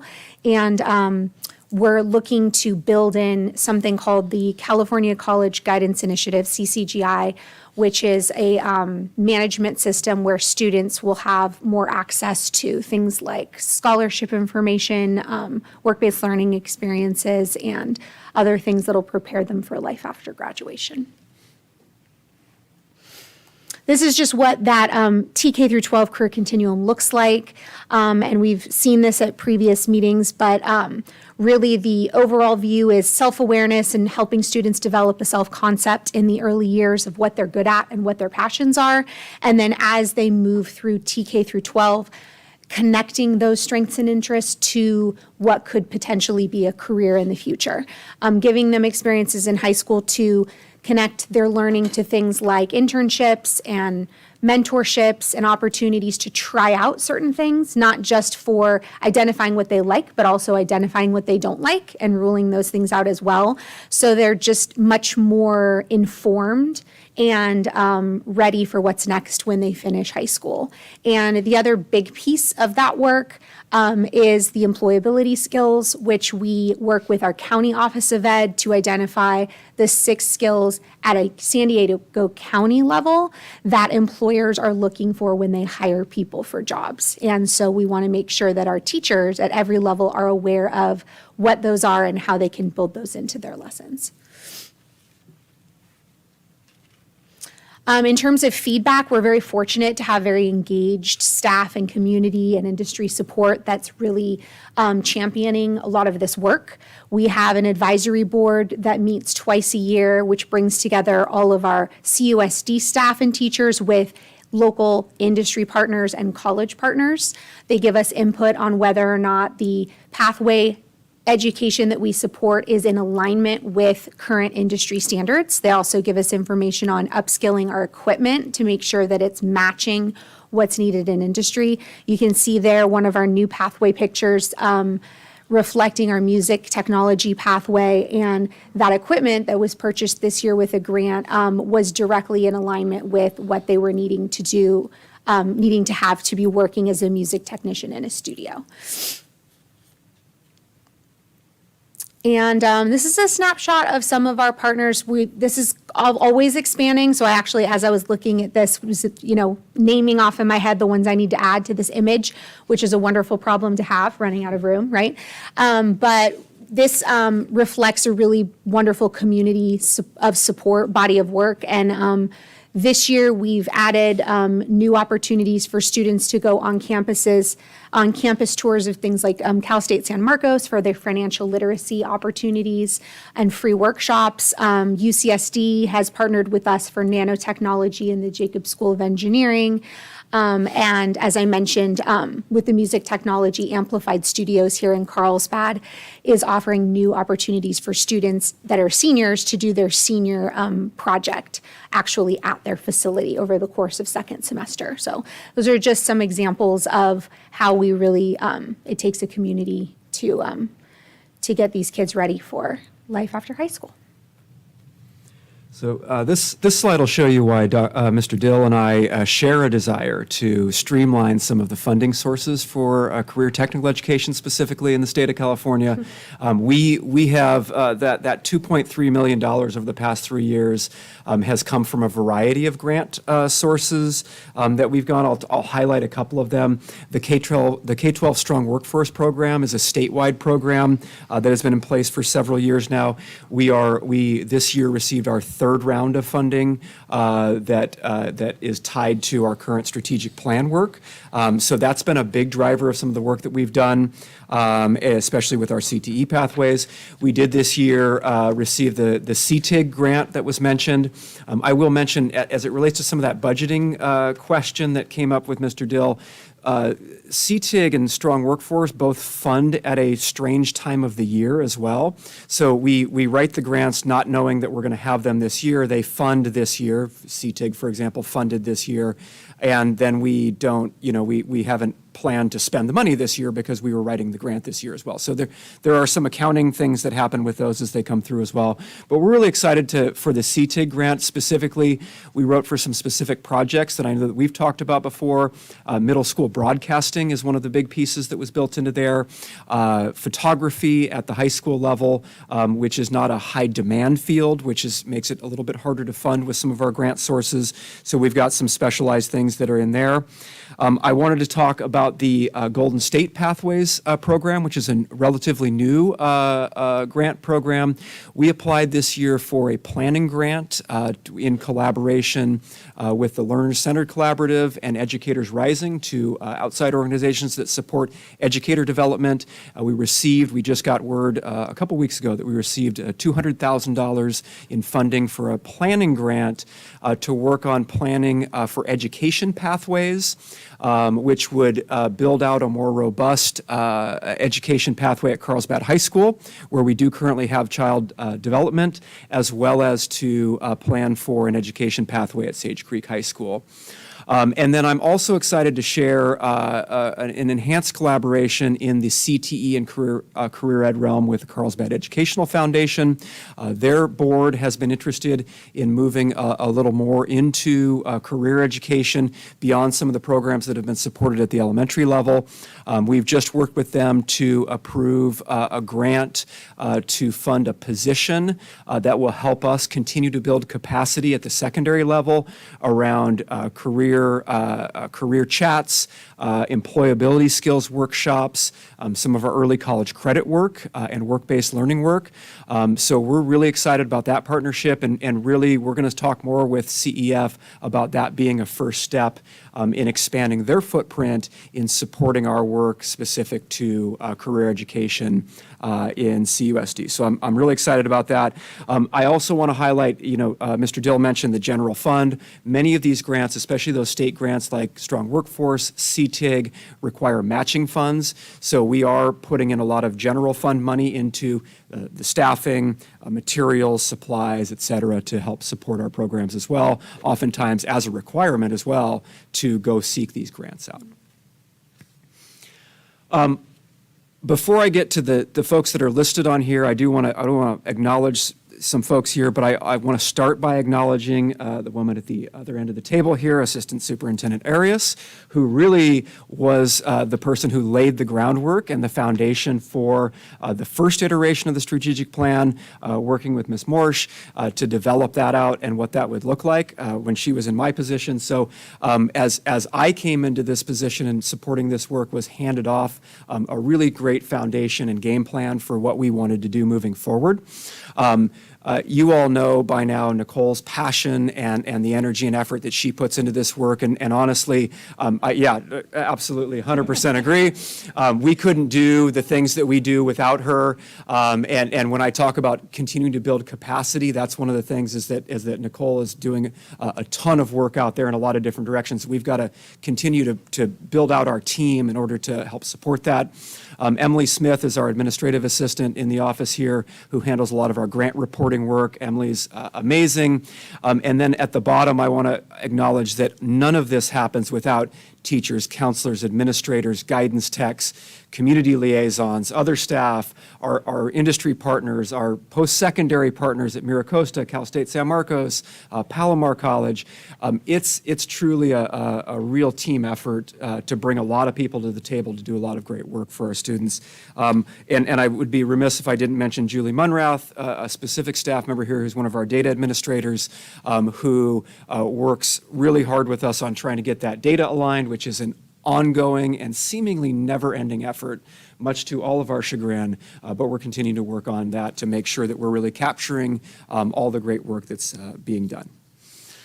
As we look ahead, we wanted to kind of highlight some of our core principles in looking at our next iteration of our strategic plan. And I really I won't go through them one by one, but I want to highlight, that we're looking to sustain and refine some of the great things that we've done.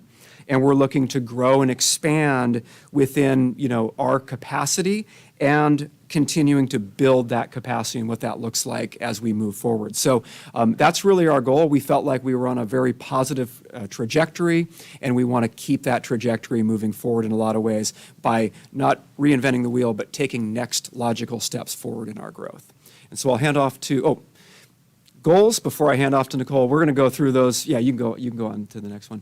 The 6 goals, the 6 core goals of our strategic plan remain the same. These are tied to the 12 elements of high quality pathways. And this was some of that original work that then Director Arias did in terms of, and Nicole, in terms of putting the pieces together, and we feel like this is a sound 6 goals for us to continue to focus around as we move forward, and I'll let Nicole talk about the first 3 of them. Okay, thank you. So marketing, outreach, and recruitment, as you said, is still the overarching theme. We are looking to continue increasing our pathway completers and our career pathway enrollment by 2% annually through marketing, outreach, and recruitment. That has been something that we have continued to do, and really we're transitioning now into the next phase of how do we expand awareness of these programs and make sure that all students have access to them. When I first started this work, I would get comments like, "We have engineering at the high school? Really?" And that was oftentimes from, new parents that were coming in at elementary and just they hadn't heard about it yet. And now we're having so much more success with so many stakeholders and more marketing and outreach of lots of people talking about these programs and having more access to programs, as I said, at the middle and elementary school level.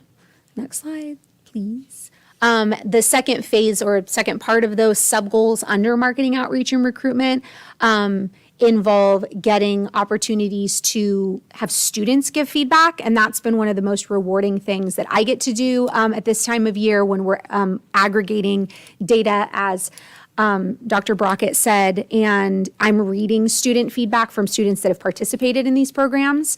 Oftentimes they have suggestions for new things that we haven't thought of yet, but they typically have a lot of really positive things to say about how this experience has impacted them as a learner and how it's opened doors for them in things that they're interested in. So that's something that comes into our data, is getting feedback from our stakeholders, which includes our students, and then also recognizing students at the secondary level who attain certifications, complete internships, and do some of these work-based learning experiences that give them an edge.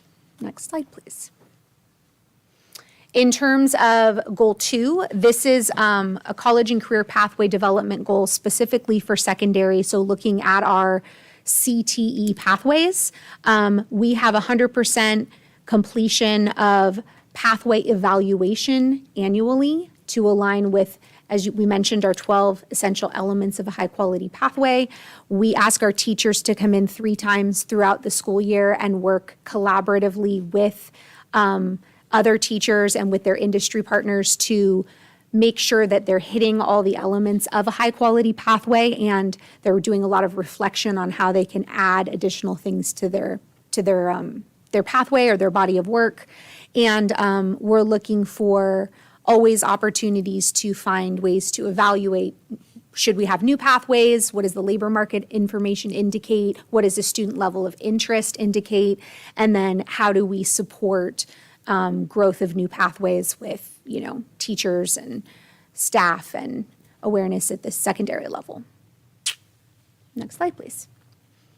The third goal, as it sounds similar to the second goal, because the second goal was career pathways, the third goal is career education development, and this is where we expand that work district-wide, so TK through 12. This is not limited to our secondary pathways, but this is rather related to our TK through 12 continuum. So helping to define what that looks like at each of those grade spans, helping to identify what experiences students are doing at each grade level so that we can then build more of that career readiness into every grade at every level of the continuum. We're seeing a lot of that at the elementary school level with career days and guest speakers and opportunities for them to bring in a lot of their science and STEM experiential learning through our local business partners. But now we're also looking to continue to implement and build out those employability skills workshops and give all students access, even if they maybe aren't taking a career pathway, but they still want to take a resume workshop or learn how to do an elevator pitch or develop, things in their student portfolio that will help them maybe get a summer job or an internship in the future. The second part of our sub-goals under career education development also has to do with site leadership. We've been very fortunate to have a lot of support from our site leaders in seeing this work expand to any classroom or to our AVID programs or to our at-risk students, finding ways to bring our special populations into this work, even if, as I said, they're not taking a career pathway. So some of those sub-goals you'll see there about continue or expand or implement. These were programs that in the first 3 years of our strategic plan, we were just trying to get going. And now we're looking to make it meaningful and accessible to all students. Kudos to our site leaders for being very supportive of this work too. We're very, very lucky. And I'm going to turn it over to you for program sustainability. Perfect. So I'll just hit some highlights on these next 3 goals here. We talked already about 4.1 about grants and ongoing funding sources. We'll continue to really try to find ways to support our programs through a variety of sources that are available to us. And then I mentioned as well 4.4, working with the Carlsbad Educational Foundation to kind of expand that footprint in college and career readiness. And we're really excited about their interest in supporting us on that.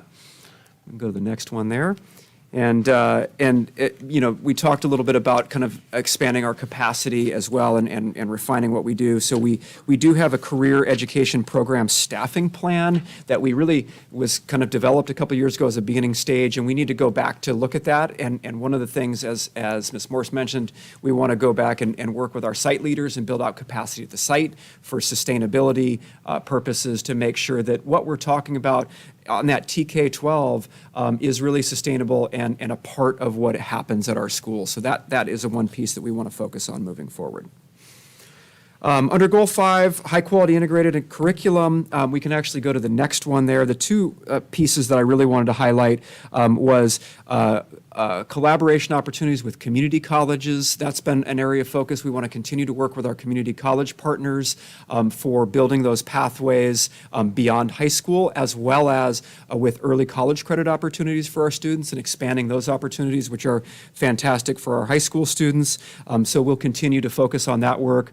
And then providing professional learning opportunities related to that TK12 continuum that we've developed. So again, we really want to build out that capacity and understanding about what those pieces are that we're doing all along the way. And then finally, Goal 6, industry and community partnerships, work-based learning. We're going to continue to develop and strengthen those partnerships. And one thing that came to mind just as I was watching the presentation here that hits on that piece is we entered into a partnership a couple years ago with the California Home Building Foundation.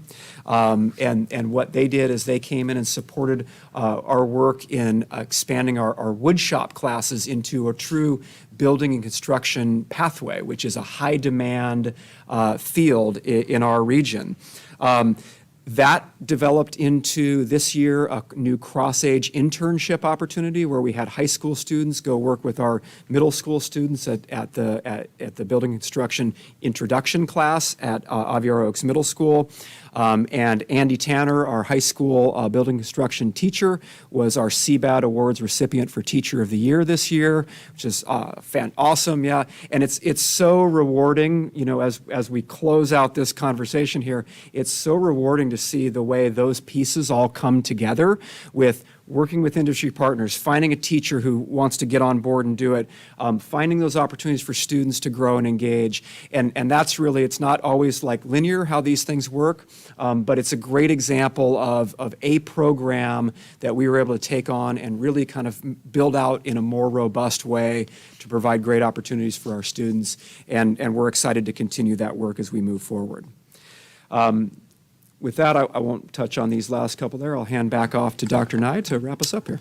So in regards to final or next steps, we want to bring back a final or bring back data on our 2023-24 career pathways. We'll be doing that in the fall. So you recall that we still have a current plan in place. A lot of those metrics we still don't have because they're end of the year data.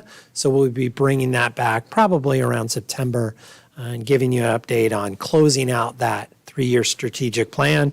And then we'll also in August or September be bringing back, based on feedback that we hear tonight, a final strategic plan for your approval either in August or September.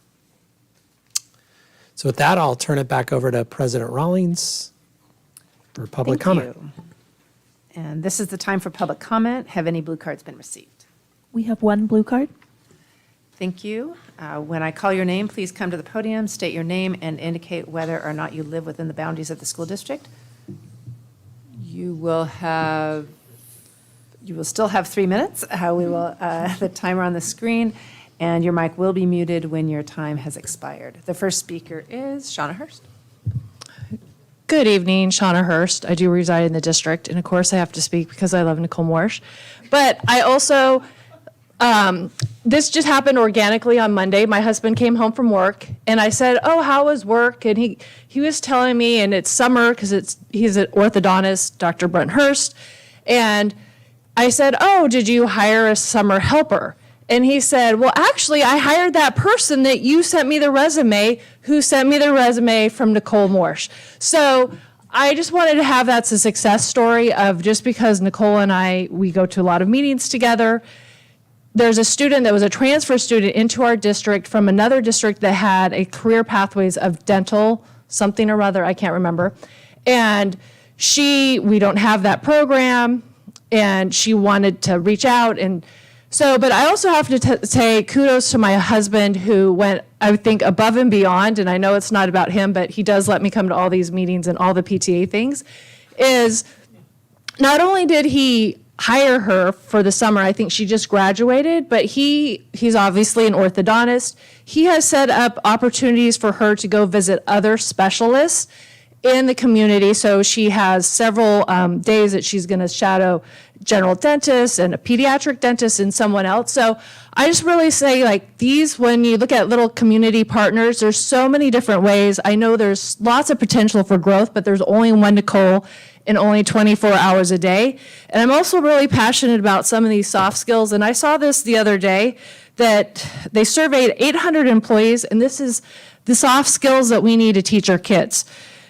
They said out of the employers of recent college grads who are interviewing, 50% of them couldn't make eye contact. 50% asked for unreasonable compensation. 47 of them dressed inappropriately. 27% used inappropriate language. 20% refused to turn on the camera in an interview. And this one is shocking to me, and I would tell my kids, absolutely not. 20% of them brought their parent to an interview. We're laughing, but this is 800 employers. This means there's a big issue for us getting our kids college. Well, we need to get them college ready, but we need to get them career ready to be employed. And if they can't even make it through an interview, they're not going to be employed. So regardless of what we do in the classroom, if they can't get a job without soft skills. So we've talked about this with Nicole many times. I know we're working on it, but I'm passionate about it too. Nicole and I could do this full time as well. Keep doing it. I know the little things make a big difference, and I'd love to have more community partners help place our kids in real world experience. So thank you.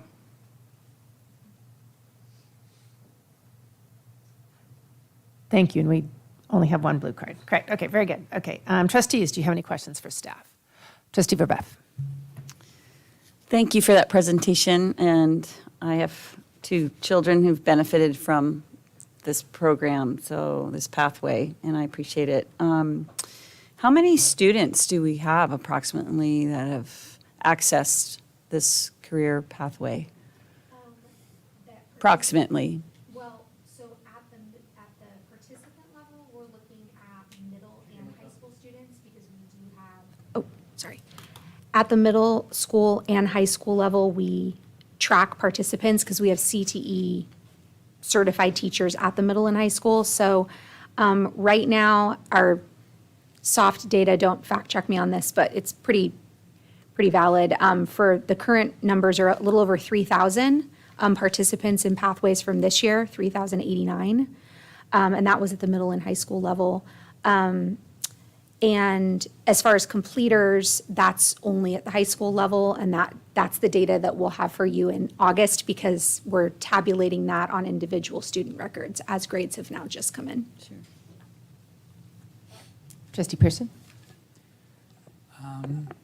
This question is not new to Dr. Nye, but has there been any thought, because doing such a fabulous job of working with the community colleges, and the continuum that is that with 20, I think said there was 22 courses for college credit, that by the time some of our students finish a pathway that they get an AA. Is there any thought to that? So we're working, yes, there has been much thought to that, and I love that question. There's some complicating factors with our dual enrollment system in terms of how we assign credit and have teachers teach those classes, and our teachers meeting the minimum qualifications to be hired through a community college so that they can be given college credit.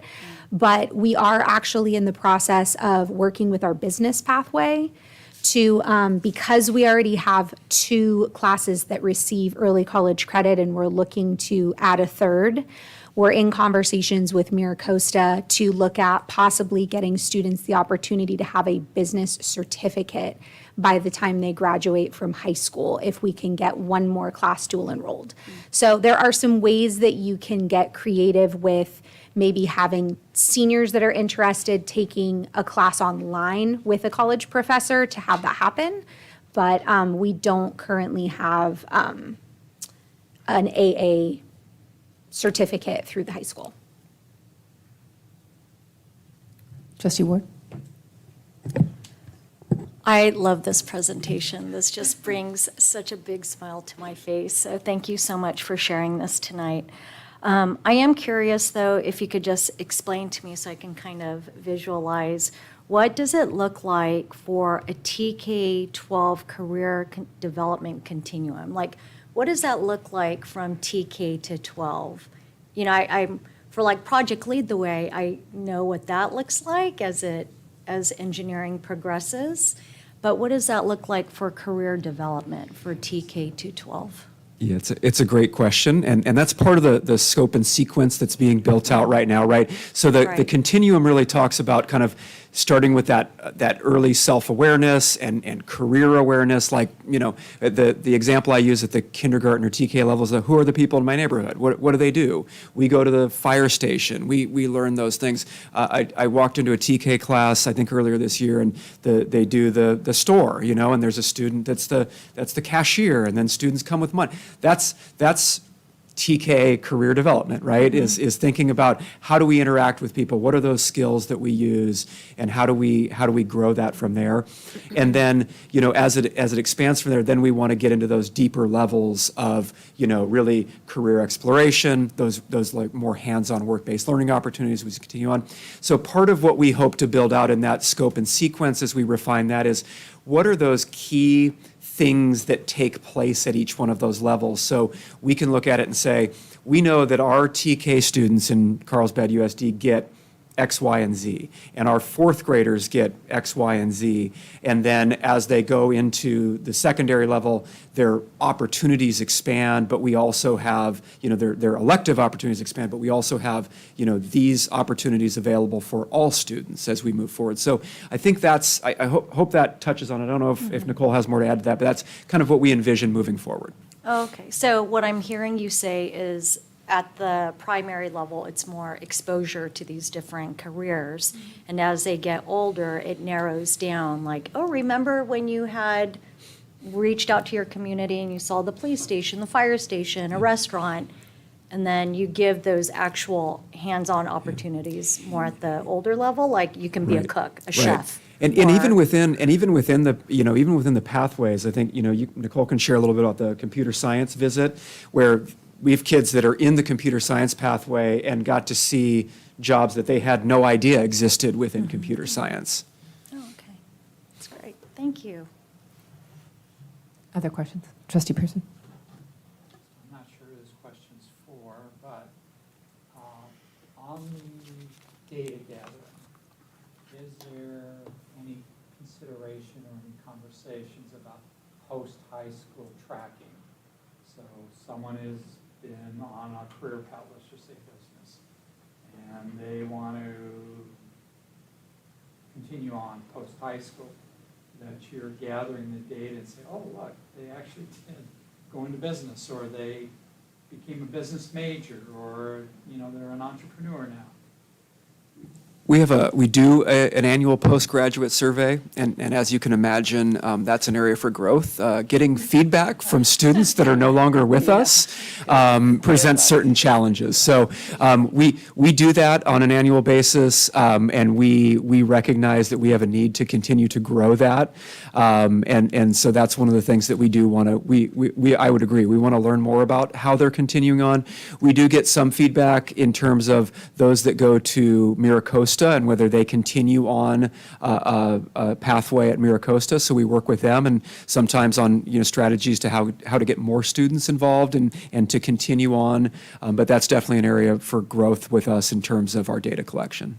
Is that a follow-up? It is a follow-up. Trustee Pearson? So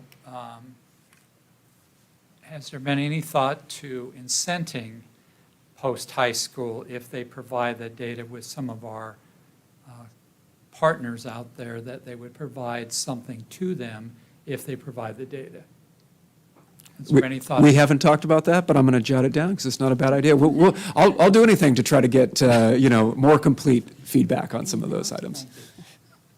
Other questions? Trustee Verbeth had. On slides 14, 15, 23, 24, you use the number 2%. This is a number we've seen in other presentations too. Why did you pick 2%? And is that 2 percentage points? Is that 2% of portion of 100? I'm just curious why you picked that number. It's achievable, I'm guessing? That's the goal, is that it's achievable? Yeah. Yes, Random. yes, and yes. Yes and yes. So I think what our view of that would be 2% of the current amount, right? We did have some conversation about that and thinking about what sustainable growth really looks like, because we do have a variety of elective options for students as it relates to completers. Sometimes students will take a course in a pathway and then they say, well, that was great, but I'm interested in doing something else. So we're trying to be cognizant of what is realistic growth, what's an attainable metric, and what helps us to continue to grow. And we are also capturing some additional pathways, some things that we can perhaps continue to build out and create pathways out of things that maybe aren't there right now. We've had some things that we've lost for various reasons, like engineering at Carlsbad High School. We lost a teacher to retirement, weren't able to fill that. Had it as a dual enrolled course with Miracosta for a while, lost that. So we have some challenges that kind of go up and down too. So we felt like those were reasonable, appropriate, and attainable metrics. I have a follow-up on that one. At what point do you believe that we would plateau? I know that we kind of took this from last year, and then we have some of our LCAP goals, for instance, where we say we're going to maintain 80% or whatever. At what point do you say, you know what, we're at a plateau? What do you think about that? I don't know yet. Dr. Nye might have an idea. That's part of the conversation we had is we're not quite sure what that plateau is. Yeah, and the challenge is that you start infringing on potentially students' choice into other areas. So if it isn't necessarily a pathway, it's not a scope and sequence of courses, and a student wants to take an art class that might not be a completely built out pathway, then are we limiting those choices as well? So I don't think we're near, at this point in time, this is just my opinion, I think we have a lot of room to grow in regards to students completing a pathway within their, middle school and high school years. So I do think that we will reach a plateau at some point in time, but in my opinion, we're not close to that. And just to follow up, you don't think we'll reach a plateau within this 3-year strategic plan?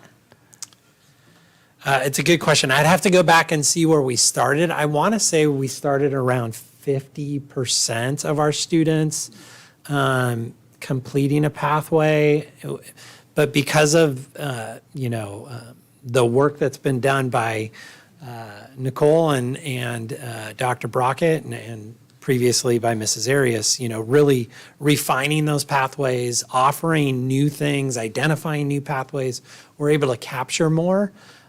So I think that we've grown it probably 15-20% over the 3 years, and I think we should expect similar results in these next 3 years. Other questions? Trustee Burbeck? Can you explain how our goals to increase participation in the CTE align with our goals to increase participation in AP courses? Do they compete? Now, I would say not generally in that most AP courses are in core content areas. There are some exceptions to that. There are some sort of elective AP courses, but most of them are in core content areas, whereas most of our career pathway courses are elective courses. The other piece with because we capture combined, you'll remember, honors, AP, and community college courses. So the honors and AP sort of fit in that bucket of, generally speaking, core content courses. The community college and CTE, where we talk about our early college credit opportunities through articulation and dual enrollment, really do mesh nicely with the work that we're doing in career ed and CTE as well. So there is some overlap and benefit there that both of those theoretically kind of go hand in hand. Other questions? I have a few. Trustee Wood? I notice on like LinkedIn, a lot of young professionals have a lot of digital portfolios now. Is that something that you are looking to do, or are you doing it? And I forgot what this is called, but there's like seals that you Yes, can acquire. badges. Mhm. Badges, Yes. thank you, that you can acquire with different skills that you acquire. So is that something that students are Yes. are so trained on, available We to? actually started piloting a program very on track with what you just described 2 years ago. It's called the Futures Academy, and we have it running in our CTE pathway capstone classes. So the last class that the students would take before they complete the pathway. It's a website that offers students the opportunity to go through a badge system of starting with a strengths inventory or certain personality interest inventories to identify where their areas of interest are. And then it works through things like investigating and researching local community industries and companies and reaching out to them. They do develop a LinkedIn profile as part of that work and a digital portfolio where they start to house some of their resume work and their elevator pitch and some of these other things.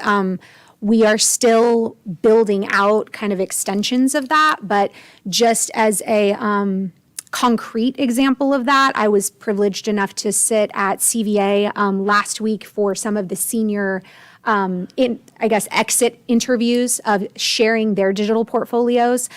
Kudos to Katie Maglia, the English teacher over there, who does this Futures Academy program with Fidelity with all of her students.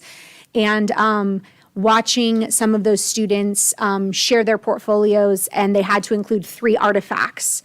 Which were things that they chose that would set them apart or set them up for success after they graduated. And hearing students talk about, I had to do my elevator pitch and I memorized it and it was so hard, but then I just went to 2 different job interviews last week and they were so easy because I knew exactly what to say. Was very, wonderful to hear, but also rewarding, I think, for the administrators and the teachers to hear that kids are using relevant elements of this curriculum and actually it translates. So that's definitely something we have room for expansion, but it's in the works. And just a quick follow-up, and I don't know this, I'm just wondering if with your industry partners, is that something that they look at, the digital portfolios? I mean, is it like applicable work that the students are doing? Yes, I think, as Shauna was explaining with the student that got hired through her husband's company, that was directly the result of attending a employability skills workshop, doing an internship with the district, writing a resume, and then having all of those tools to go and apply, to this opportunity, which is in her field of interest for wanting to become a dentist. I think that they do. I think we're kind of in a phase where that's very on trend you'll see things like LinkedIn has actually established its own badge system, as well as Microsoft and Google. So Google Educator or Google Free Education has adopted a badge system as well where you can add those to your email signature. We actually had a student at Sage Creek High School that did that as his genius project where he created badges for the different pathways that we could potentially use. We haven't implemented that yet, but I think that's something that is becoming more widely used with kids that are getting these industry certifications and kind of specifically technical things that attach to like something in engineering or something in computer programming, for example. I have a follow-up on, as far as, you had mentioned the student that went to work in the dental office with the Hearsts. If that student had not graduated, would they be provided information about how to get a work permit, how to get credits, high school credits for the work they're doing, that type of thing? If they're going through us, are they getting that information? Yeah, we have a class. We actually have classes at both of the high schools called business environments, where students can have a job and get school credit for that job. And that was the other place that was the early launch last year. Kudos to Carol King, our business department teacher and teacher of business environments at Carlsbad High. She jumped right in and was willing to pilot that Futures Academy curriculum in her business environments class because she sees those kids 1 day a week, and then the other 2 days a week they're at their place of employment. So she said, yeah, let's build in this work where they're earning these badges and getting ready for giving them more tools, since they're already going to a place of employment. But in that class, they provide their pay stubs, and then that's how they get credit for the class. But can they get credit outside of that particular class? Can they get high school credit for work experience, actually? Yes. And Yeah, it what I'm goes on- saying is that if we're helping somebody get a job, like Shauna, are we saying, hey, here's how you would get credit for that job, if we're helping them get the job? Does that make sense? Yeah, so we have students that participate in internships in a couple different ways. We have it at Carlsbad High School and in conversation about developing out at Sage Creek High School, the Internship Academy, which is a 4 credits, sort of the internship version of the work experience class that Nicole just mentioned. But we also have students that go get an internship on their own. And so they might not either have time in their schedule for that class, they might not need it, they might not need those credits, et cetera. And we'd support those students in going and finding an internship and how they would go about doing that as well in any way we could.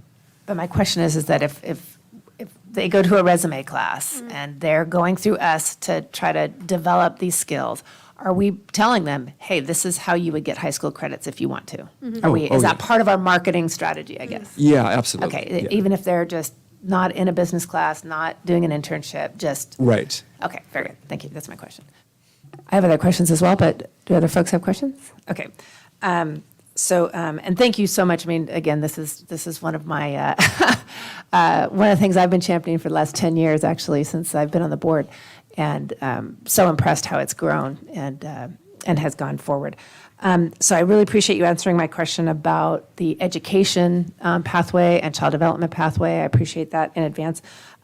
So if school board members wanted us to look into particular pathways, how would we go about doing that? Is that something we would bring up now, or is there another place to do that? Yeah, if there's an interest amongst the board members for staff to investigate pathways, we'd like to hear about what those pathways would be. And then as far as career pathways, I went to a city schools meeting a few months ago, and they talked about a mock city hall. Is that something that is part of our pathways, or that we discuss in our pathways? Yeah, I'm not familiar with that. Is that elementary? Yeah. There's BizTown, and then at the high school, it's Financial Park. No, this is at City Hall. Are you Right, familiar the with City that, Hall. Dr. The city stuff program, yeah, we send all third grade classes. Third grade. with city I stuff just program. didn't see it on our continuum. Is that something that we should be including? Then it probably needs to be added. Okay, Thank great, you. thank you. And then with the education piece, I know you're looking at the first year, and that you said that Carlsbad High School has the child development. Are we connecting them to CEF after-school programs and summer programs, those students? Yes, we've been very fortunate to use our interns that participate in community classroom and go to Pilgrim Children's Facility for a variety of different things. They attended, students who volunteered, attended all of our DLAC meetings this year so that attendees could come and also bring their children, because there was childcare provided by our child development interns. And then they also we connect our child development interns because they're CPR certified and they've hit all of the child development benchmarks on what we call like a competencies list. They can bring that list to CEF and get hired either for their summer programs or for their kids care. Excellent, because I did hear some concerns expressed in another meeting I was at, and I said, hey, why aren't we doing a career pathway here? So that's great.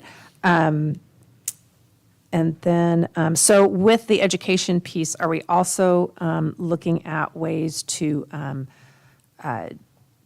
work with special ed students as well, and to get them into like instructional assistant pieces, or moving them into a pathway that may not go directly to college, but could be an instructional assistant and then student teaching and those types of things? Yeah, it's early in that development phase, but I would imagine one of the byproducts of having an education pathway would be we have a feeder system of potentially instructional aides and other folks that are looking to get into those education fields at the ground level.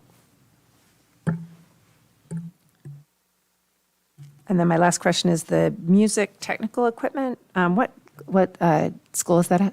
That's at Carlsbad High School. Thank you. Okay, any other questions?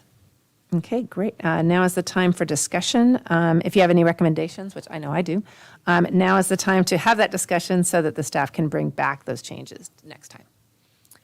Any other discussion? Trustee Pearson.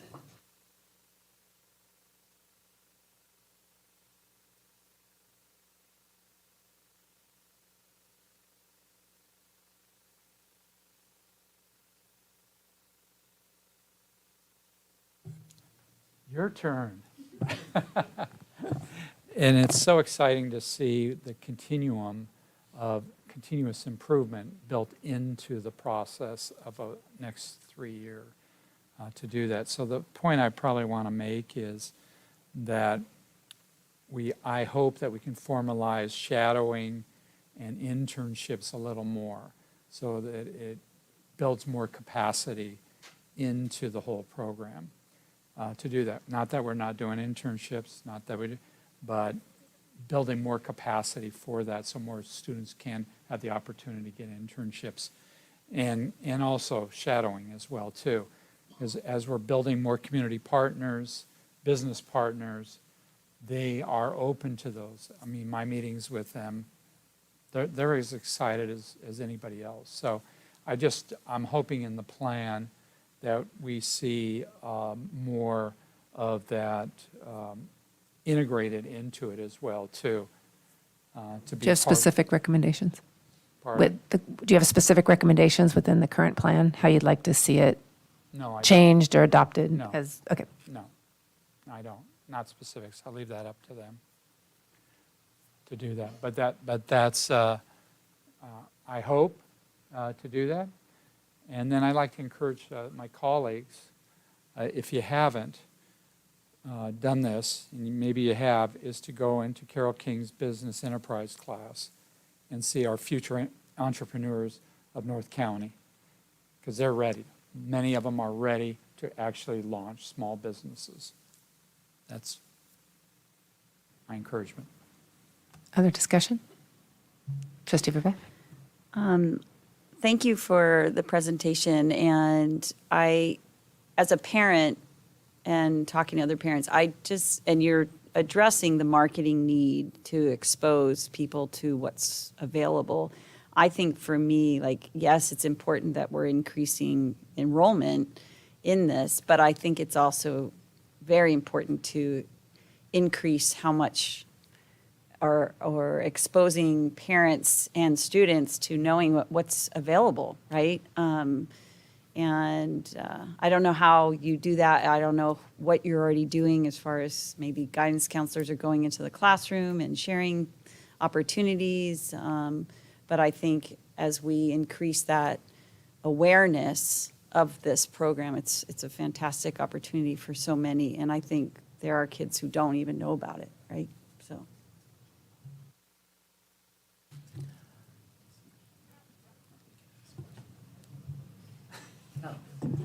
As president, I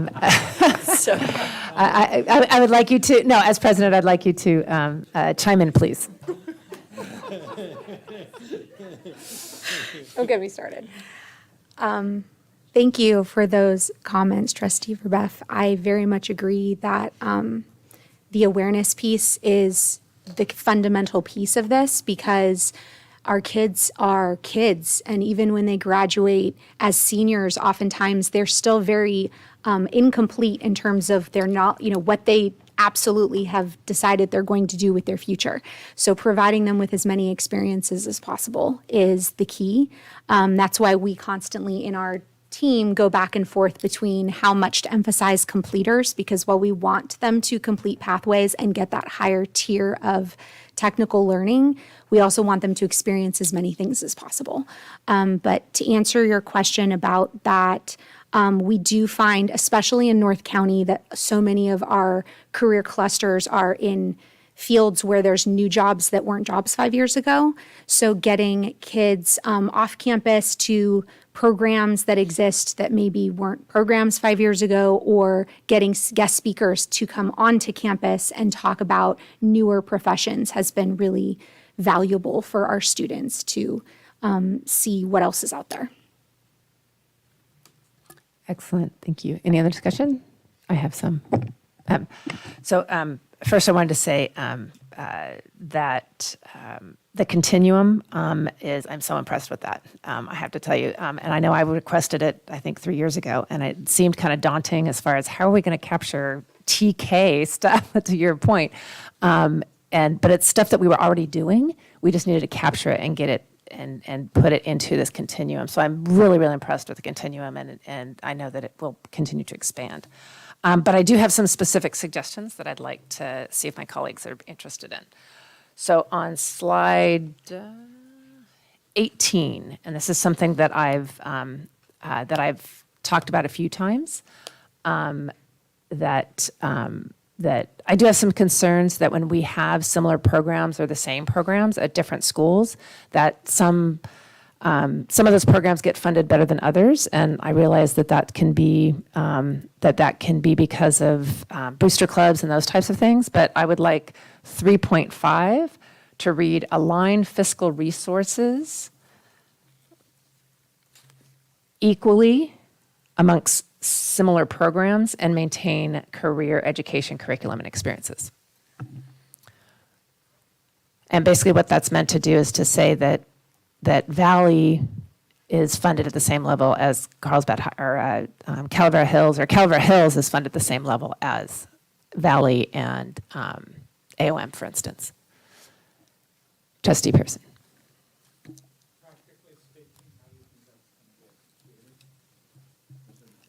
I think there's that, for instance, my understanding is there was a disparity of about $50,000. There's plenty of money for us as a district to supplement that in order to equalize these programs at these different schools. Again, I'm not saying that if we offer construction over here and we don't offer it over here, that we have to have that funding. I'm saying, but and I'll use the example, we have broadcasting programs at all 3 middle schools, yet 2 out of the 3 middle schools have state-of-the-art equipment, then the other school has to tape together their cameras. And to me, that's not donated, isn't it? Not necessarily. Or It we comes go from after some of from these the grants. boosters. Right. It all comes from that piece. But again, if we're going to have from my perspective, if we're going to have these programs, we should equalize them as far as resources available. And I think we as a district have the obligation to do that, and we as a board could make that happen. So I'm asking to see if I can get consensus. I'm just concerned about the execution. Without staff, keep doing that, I'm sorry. Without staff really commenting on that, I mean, I know this is discussion, so I don't want to have a check on process right now, but I think I'd feel more comfortable. I like the principle, President Rawlings, but I'd like to hear from staff in terms of the devil in the details kind of thing, how that really would be executed, and is that possible, and what would be the pros and cons. I need a little more information before I could support that. Okay. Trustee Ward? I like how it's written, and the reason why is because I'm thinking, equity versus, being equal, in that different schools have different things that I think when you put that language in there, it's going to restrict it, make it more restrictive. So, different schools are going to provide different programs and have different needs. And I think that to say everybody has to have this much the same all the time, I think it's not going to give a lot of flexibility to CTE. Where if it's written this way, it does give them the opportunity, and also the opportunity to ensure that if there's broadcasting at one school and another school, to also make sure that both programs are provided with the same. However, maybe another school doesn't want broadcasting and they want something else. So it provides them with that flexibility and not be so restrictive. And my request, is my thought. My request is that not to say that if you have one program, you have to provide the other, but how could we solve that problem? Because this is a problem I brought up a year and a half ago that, again, Calaveras Hills basically has hand-me-down, very old equipment in their broadcasting program. Valley has state-of-the-art equipment. How do we solve that problem to where Calaveras Hills has the same opportunities to have a high-quality broadcasting program? And I think I would want to dive into that a little bit deeper and say, why is that? Why is Calaveras' program not as robust as Valley's program? And is that because of CTE? Like, I would want to look into that a little bit more. Then I'm going to change my request. but- Instead of that, I'm going to change my request that staff bring back and to your point too, Trustee Pearson, that we ask staff to bring back in 2 weeks when we go through this again, reasons and rationale of why same programs have different resources. Does that sound reasonable? That we could have staff bring that back to us so we can evaluate it? Okay, then I'm going to see. I see some, at least 3 thumbs, or 4 thumbs. Okay, very good. Okay, so then my second one, let me see. And I did check in with Dr. Churchill on these, so I just want to make sure that everyone knows that these are not, and I did add one, but, so you mentioned small businesses, and one of the things that I was wanting to see as far as, that I would like to see us expand the small business piece a little bit when actually teaching kids how to file for a sole proprietorship or for an LLC and those types of things. Because, I mean, I know we have students now that are doing like a social media marketplace and Instagram, and they're becoming influencers and all that. But they need to have an LLC and a sole proprietorship and those types of things. So are there ways to, so I'd like to get consensus that we ask staff to bring back additional pieces to help students have those sole proprietorships and to establish LLCs currently. Trustee Pearson. Now I'll get it right. That seems to me to be curriculum. So I get a little concerned when we start getting into conversations about the specifics of curriculum and not leave it up to the educators to tell us. So I would, if you would be interested, is that how, if you framed it in a way that said, how do we get our kids in who are interested in their pathway, in the business pathway, to understand how to scale their businesses greater and how to protect their businesses. And I'm trying to think what else the LLC does for them. That I might be interested in supporting that piece without, I just don't feel comfortable, President Rawlings, getting into the weeds of curriculum. I just don't to do that. Any other comments on that? Can you repeat your request? To include in the pathway, the business pathway, to help students establish sole proprietorships, LLCs for current businesses they may have or that they want to develop while they're in high school. I think I like that idea, but I don't know enough to say that I don't know what that process is. Like, what does that process entail? Like, And is there a cost to it? So I think I am leaning toward yes. However, I think I would want to learn more about what it would entail for them to actually make Then I'll that change my happen. request. Can we ask that staff bring back information about what that would look like? Okay. So I see 3 thumbs. So next one, last one is, I'll just ask that staff bring back some information about a potential pathway in culinary and nutrition. That one of the things that we've discovered in our wellness meeting, which is Trustee Verbeth is going to report on a little bit later, is that there is a need for students to learn and understand more culinary skills as well as nutrition skills for the future. Trustee Verbeth. Or I'm sorry, Trustee Ward. I know, Dr. Dr. Ward. A doctor, I'm called all Trustee sorts Ward. of things today. It's okay.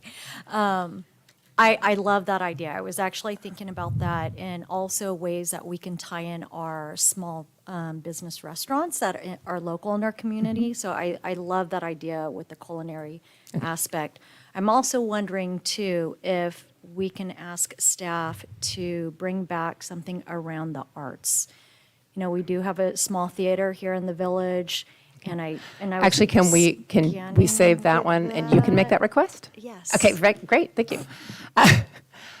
Trustee Pearson. So I would lean towards that if, with several, not all of our pathways, but with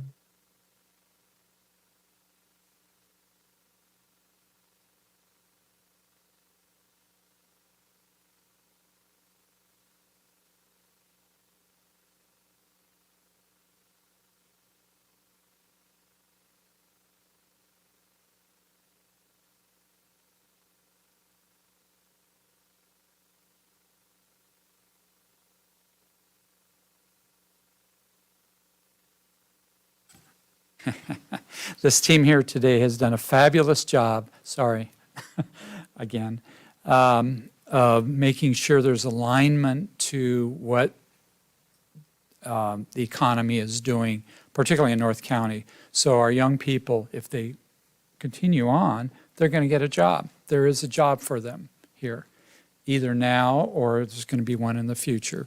So if you tie those two together, you get a thumbs up for me. If not, Okay, I then can't that would be included in the information request that I'm asking for. So do we have thumbs? Okay, great. Michelle, I keep wanting to change your name. Okay. Yes. I'm so sorry. You've all moved rather quickly, and I'm not confident that we're capturing truly the spirit of what you're asking for. So a couple of times now, you've very quickly moved to, are we good, thumbs? So, and I just wanted to pause and ask staff over here, are you confident you understand the couple of requests that were just made? Or do we need to rewind the tape a little bit? I would love Dr. Churchill to repeat his notes. But I would say I'm somewhat confident, yes, that I think I understand the request and what was approved. But yeah, capturing it in the notes, I'd like to hear what was written down. Yeah. Okay, so let me go to, so for Trustee Rawlings asked, when the Career Pathways Plan is brought back for approval, staff to bring back reasons and rationale as to why similar programs have different resources. Good? Okay. Next one, Trustee Rawlings asked, when the Career Pathways Plan is brought back for approval, staff to bring back information about how to include in the business pathway ways to help students establish sole proprietorships and LLCs for current businesses they have or businesses they may start in high school. We're clear with that. We'll Okay. include ways that we're currently doing that. Now, that's as far as I got, because now the next one says pathway in culinary and nutrition to include. Information, to bring back information around a culinary and nutrition pathway to include opportunities within North County. yes, in San Diego County. Was that correct? Yeah, Trustee Kirsten? I mean, I think that's consistent with what you already do. In terms of industry, I'm losing some of the nomenclature, but it's economic forecasting, I believe is what it is. It's tied Okay, to that. so that's correct. Yes. Okay, very good. yes. Okay, so did we get that, Dr. Churchill? Yep. Yes. Yeah, we may expand that to meet the high interest needs and call that hospitality, and to look at what a hospitality pathway could potentially look Even at. better. At one of our school sites. Excellent. And Trustee Ward, do you have a request? Yes, I would like to request from staff if there could be a pathway around the theater and arts.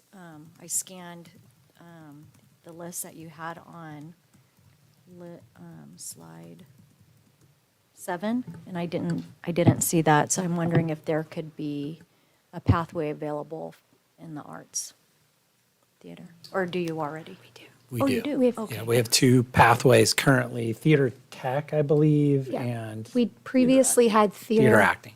acting, and it had a technical component, and we've split that into 2 pathways, one that's for performance and one that's for technical learning and stage management.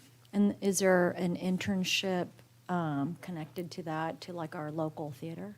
Right now, we have internships connected to the CAC and the PAC, and our music tech students also partake in those internships to do sound design. But we have students that independently go and do internships with the La Jolla Playhouse, the Old Globe, and North County Rep.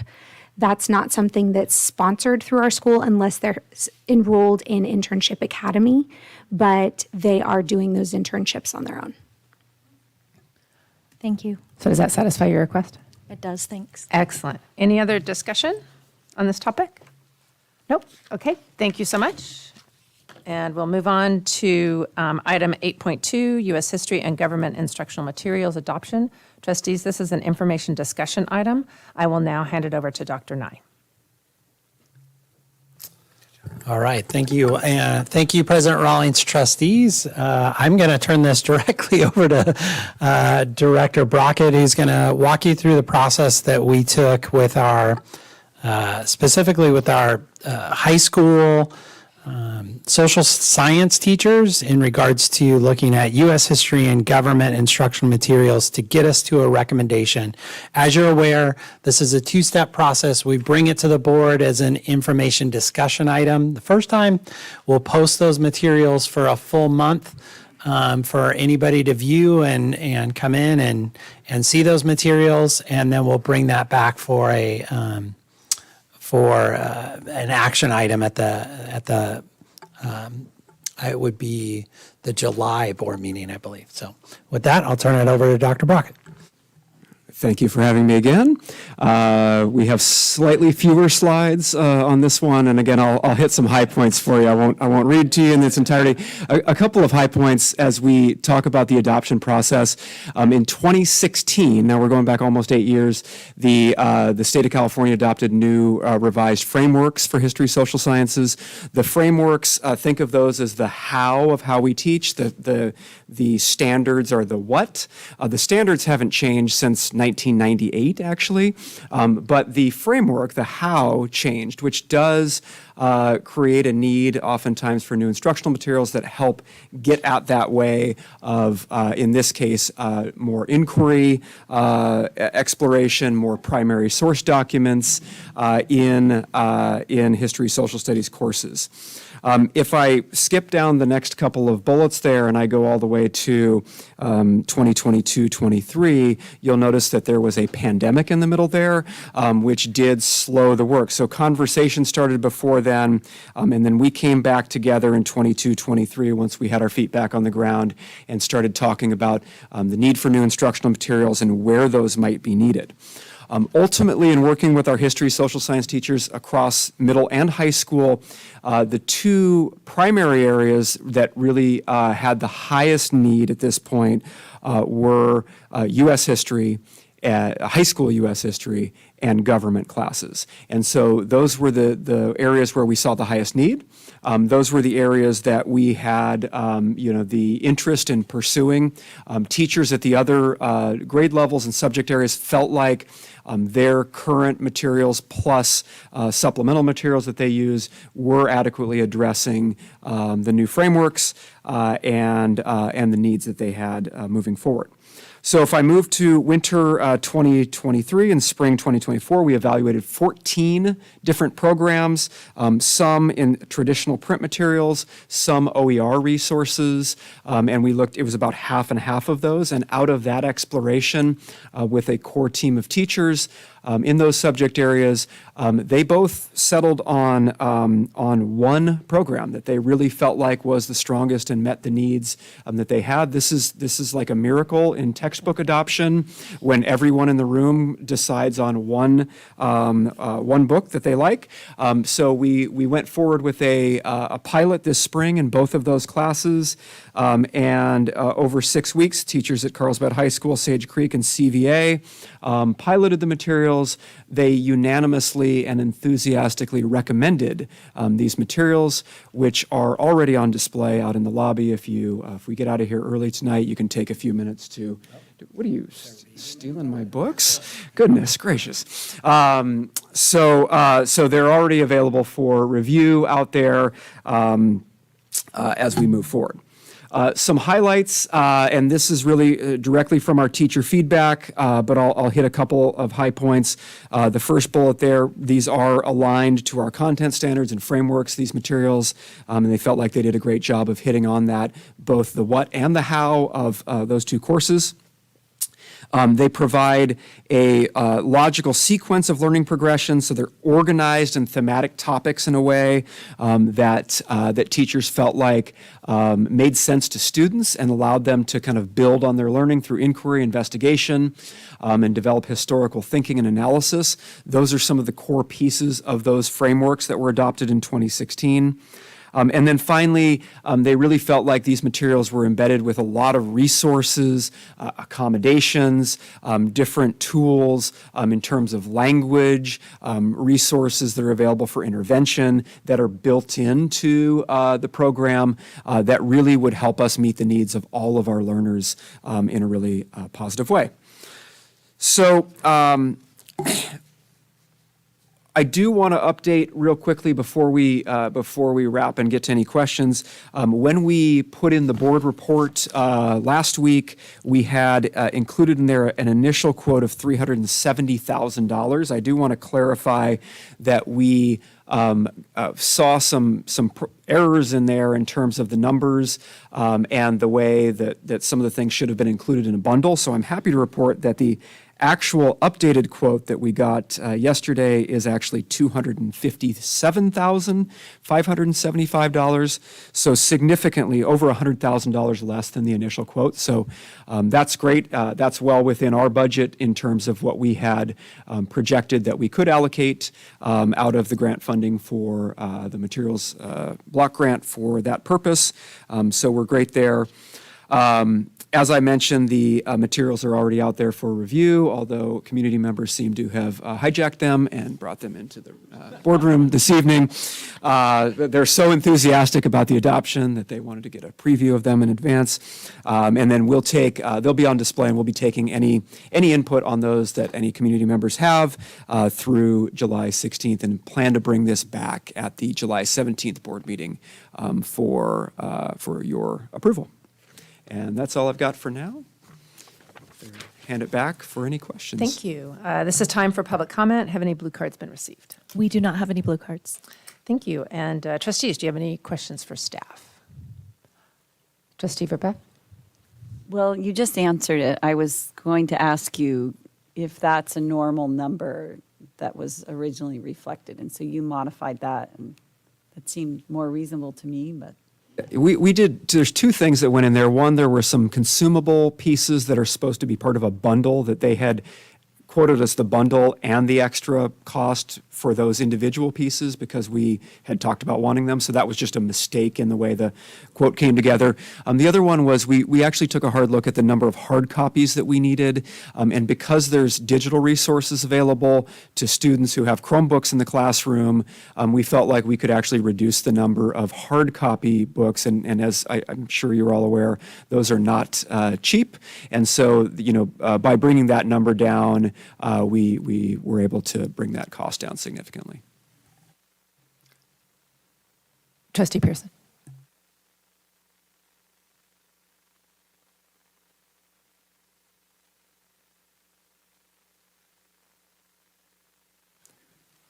Content is historically accurate, so who determines that content is historically accurate, current, and relevant?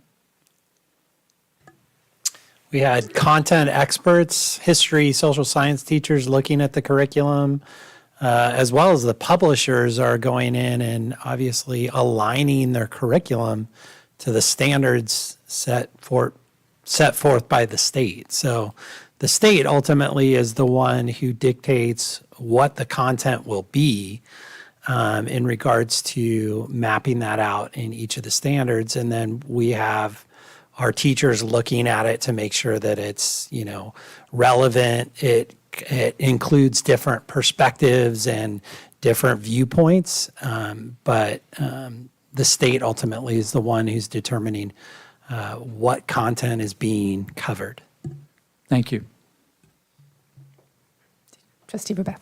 Are you able to provide the names of the other 14 programs? Not tonight, but. I can read them off for you if you'd like me to. No, but that's I can, fine. I just was wondering if we can, as a board, have an opportunity to look at some of the other programs that were considered.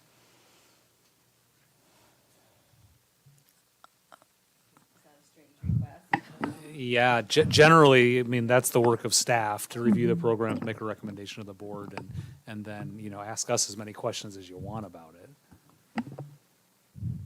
The only other thought I would have is we could include in the board report next time all the other programs that we considered. So that could be included in what we write up for the final approval that although we didn't select these programs, these were also considered. Trustee Ward. I'm just trying to remember, am I correct in you are provided with a list of publishers and materials from the state, and then it goes to the county. The county also vets it, and then you are given a list of publishers, curriculum that you could look at, books, and then teachers look at that and they decide, and then you kind of, doesn't it kind of weed down from state, county, and then district, and then the teachers at your district is provided with a few that they can decide upon? Yeah, the high school works a little bit differently in that there's not an adopted, the state doesn't adopt textbooks at the high school level. So that's really done by your single subject. You're looking at your single subject teachers are working with vendors to select things that align to the standards.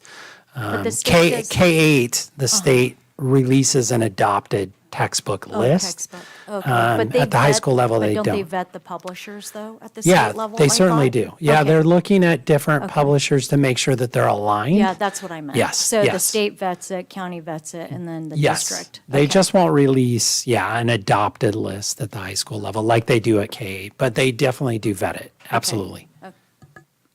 So as a follow-up, so that's Trustee just, Babette. thank you, sorry. I guess I was just getting to the recent adoption with the TK curriculum, and that there were some names that were listed of other publishers. And so that's why I was wondering why we didn't get it on this, but you just explained why, pretty much. Yeah, but we can certainly, at the next board meeting, if you want, that's an easy thing for us to incorporate. Any other questions? I have one. So Dr. Nye, you had said that you'll be posting them for the next month. You're not putting these online at all, correct? No, they're here to view. I'm sorry if I Okay, in misspoke. person. Okay. Correct. And then, and the reason why you don't post is because of copyright, is that correct? Yeah, it gets a little bit more challenging to post those. Certain publishers, depending on the publisher, it's just a hurdle. So we've always traditionally just made them available to come in and view. And we'll have plenty of copies for anybody that wants to come in and view them. Okay, and then viewers are not allowed to like scan pages or make copies of books and those types of things? Presumably, that sounds like to me it would be a copyright violation. That would be yeah. a copyright violation, okay. Thank you. Any other questions? Okay, any other discussion? No discussion? Okay, sounds good. We will move on to, oh, and I turned the page too quickly. We'll move on to part 9.1, which is governance team reports. This is the time for trustees to provide a brief report if they've attended committee meetings where they represented the district. Are there any governance team reports? Trustee Rebecca. I have two. President Rawlings and I attended the City School Committee meeting on May 7th. The representatives who were in attendance were City Council members Teresa Acosta and Priya Patel, trustees from Encinitas, San Diego, and Carlsbad, and superintendents from Carlsbad, Encinitas, San Diego, and San Marcos. We received updates from the city manager as well as the superintendents. The city manager highlighted the city's priority on public safety by recognizing the new police chief, Christy Calderwood, who grew up in Carlsbad. She's a graduate of La Costa Canyon, and she's hosting coffee with the chief events to get to know the community. Public is encouraged to attend and get to know this outstanding public safety officer. He also mentioned environmental sustainability as a top priority of the city council, including new community gardens, waste reduction, tree planting, and beach cleanups. He commented on the economic uncertainty in the future, and the city is keeping an eye on this. Dr. Churchill provided an update focused primarily on the construction projects across the district related to Measure HH Bond, including the safety and security program updates throughout the district with the help of city support and the STEAM labs as part of Measure HH at our elementary and middle schools. Dr. Churchill addressed that transportation and safety issues are the most popular concerns expressed between the schools and community. He expressed appreciation of the collaborative efforts between CUSD and the city regarding safety. In addition, a team reported on the community education and grant programs regarding the city's Carlsbad Student Leader Academy and various community grant programs. We received and discussed an update regarding the city's Safe Routes to School program. There continues to be a citywide effort to promote safe routes to all our schools. Throughout our city streets and neighborhoods, there are ongoing city efforts to provide bike safety education to our students and families in the city. Lastly, we received and discussed an update regarding two city-sponsored bills, AB 2234 and AB 2715. Thank you. And I did want to just add, and that was a very comprehensive report, I appreciate that, that the Safe Routes to School program, they kind of reiterated at the end that there would only be 2 schools per year that they would be considering the Safe Routes to School. So I just wanted to let our fellow colleagues know about that. Thank you. And the second meeting that President Rawlings and I met with was the Board Wellness Subcommittee on Wednesday, May 29th. The committee heard a detailed report from the new Director of Nutrition Services, Mike Hyde, who spoke about local sourcing of produce, menu options, equipment upgrades, and energy-saving efforts. He mentioned that on average, 36 to 37% out of 11,000 students are eating CUSD meals. He is looking at ways to make our food more appealing to our students, including food items which our students like to eat, as well as more efficient ways to distribute food at our high school campuses. He expressed that if we want to have more fresh and appealing food for our students, as well as serve more food efficiently, then he needs more support staff. While we have been sending unused food to people in need outside of Carlsbad, he is also interested in improving ways to share unused food with CUSD and other local students who are in need. Mr. Hyde is innovative, informative, and looks forward to continuing to improve our nutritional services. In addition, Elementary counselors Alexa Christmas from CHE and Kelly and Olivia Kleinrath from AOE also shared with the committee about the work that is being done by elementary counselors, highlighting their efforts around individual and small group counseling, large group activities such as Lunch Bunch, service projects, and Playground Pals, collaboration with teachers and coordination of 504 plans, as well as the positive role that school-wide activities had played on their campuses this year.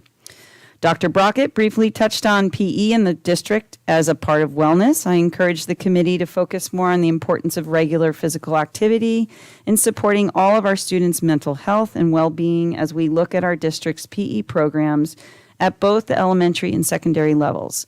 Exercise is a major component of wellness, and we can reach 100% of our students through physical activity. Lastly, the meeting was the last for Student Services Specialist Rosemary Eshelman, who has retired after more than 20 years of service supporting student wellness and CUSD.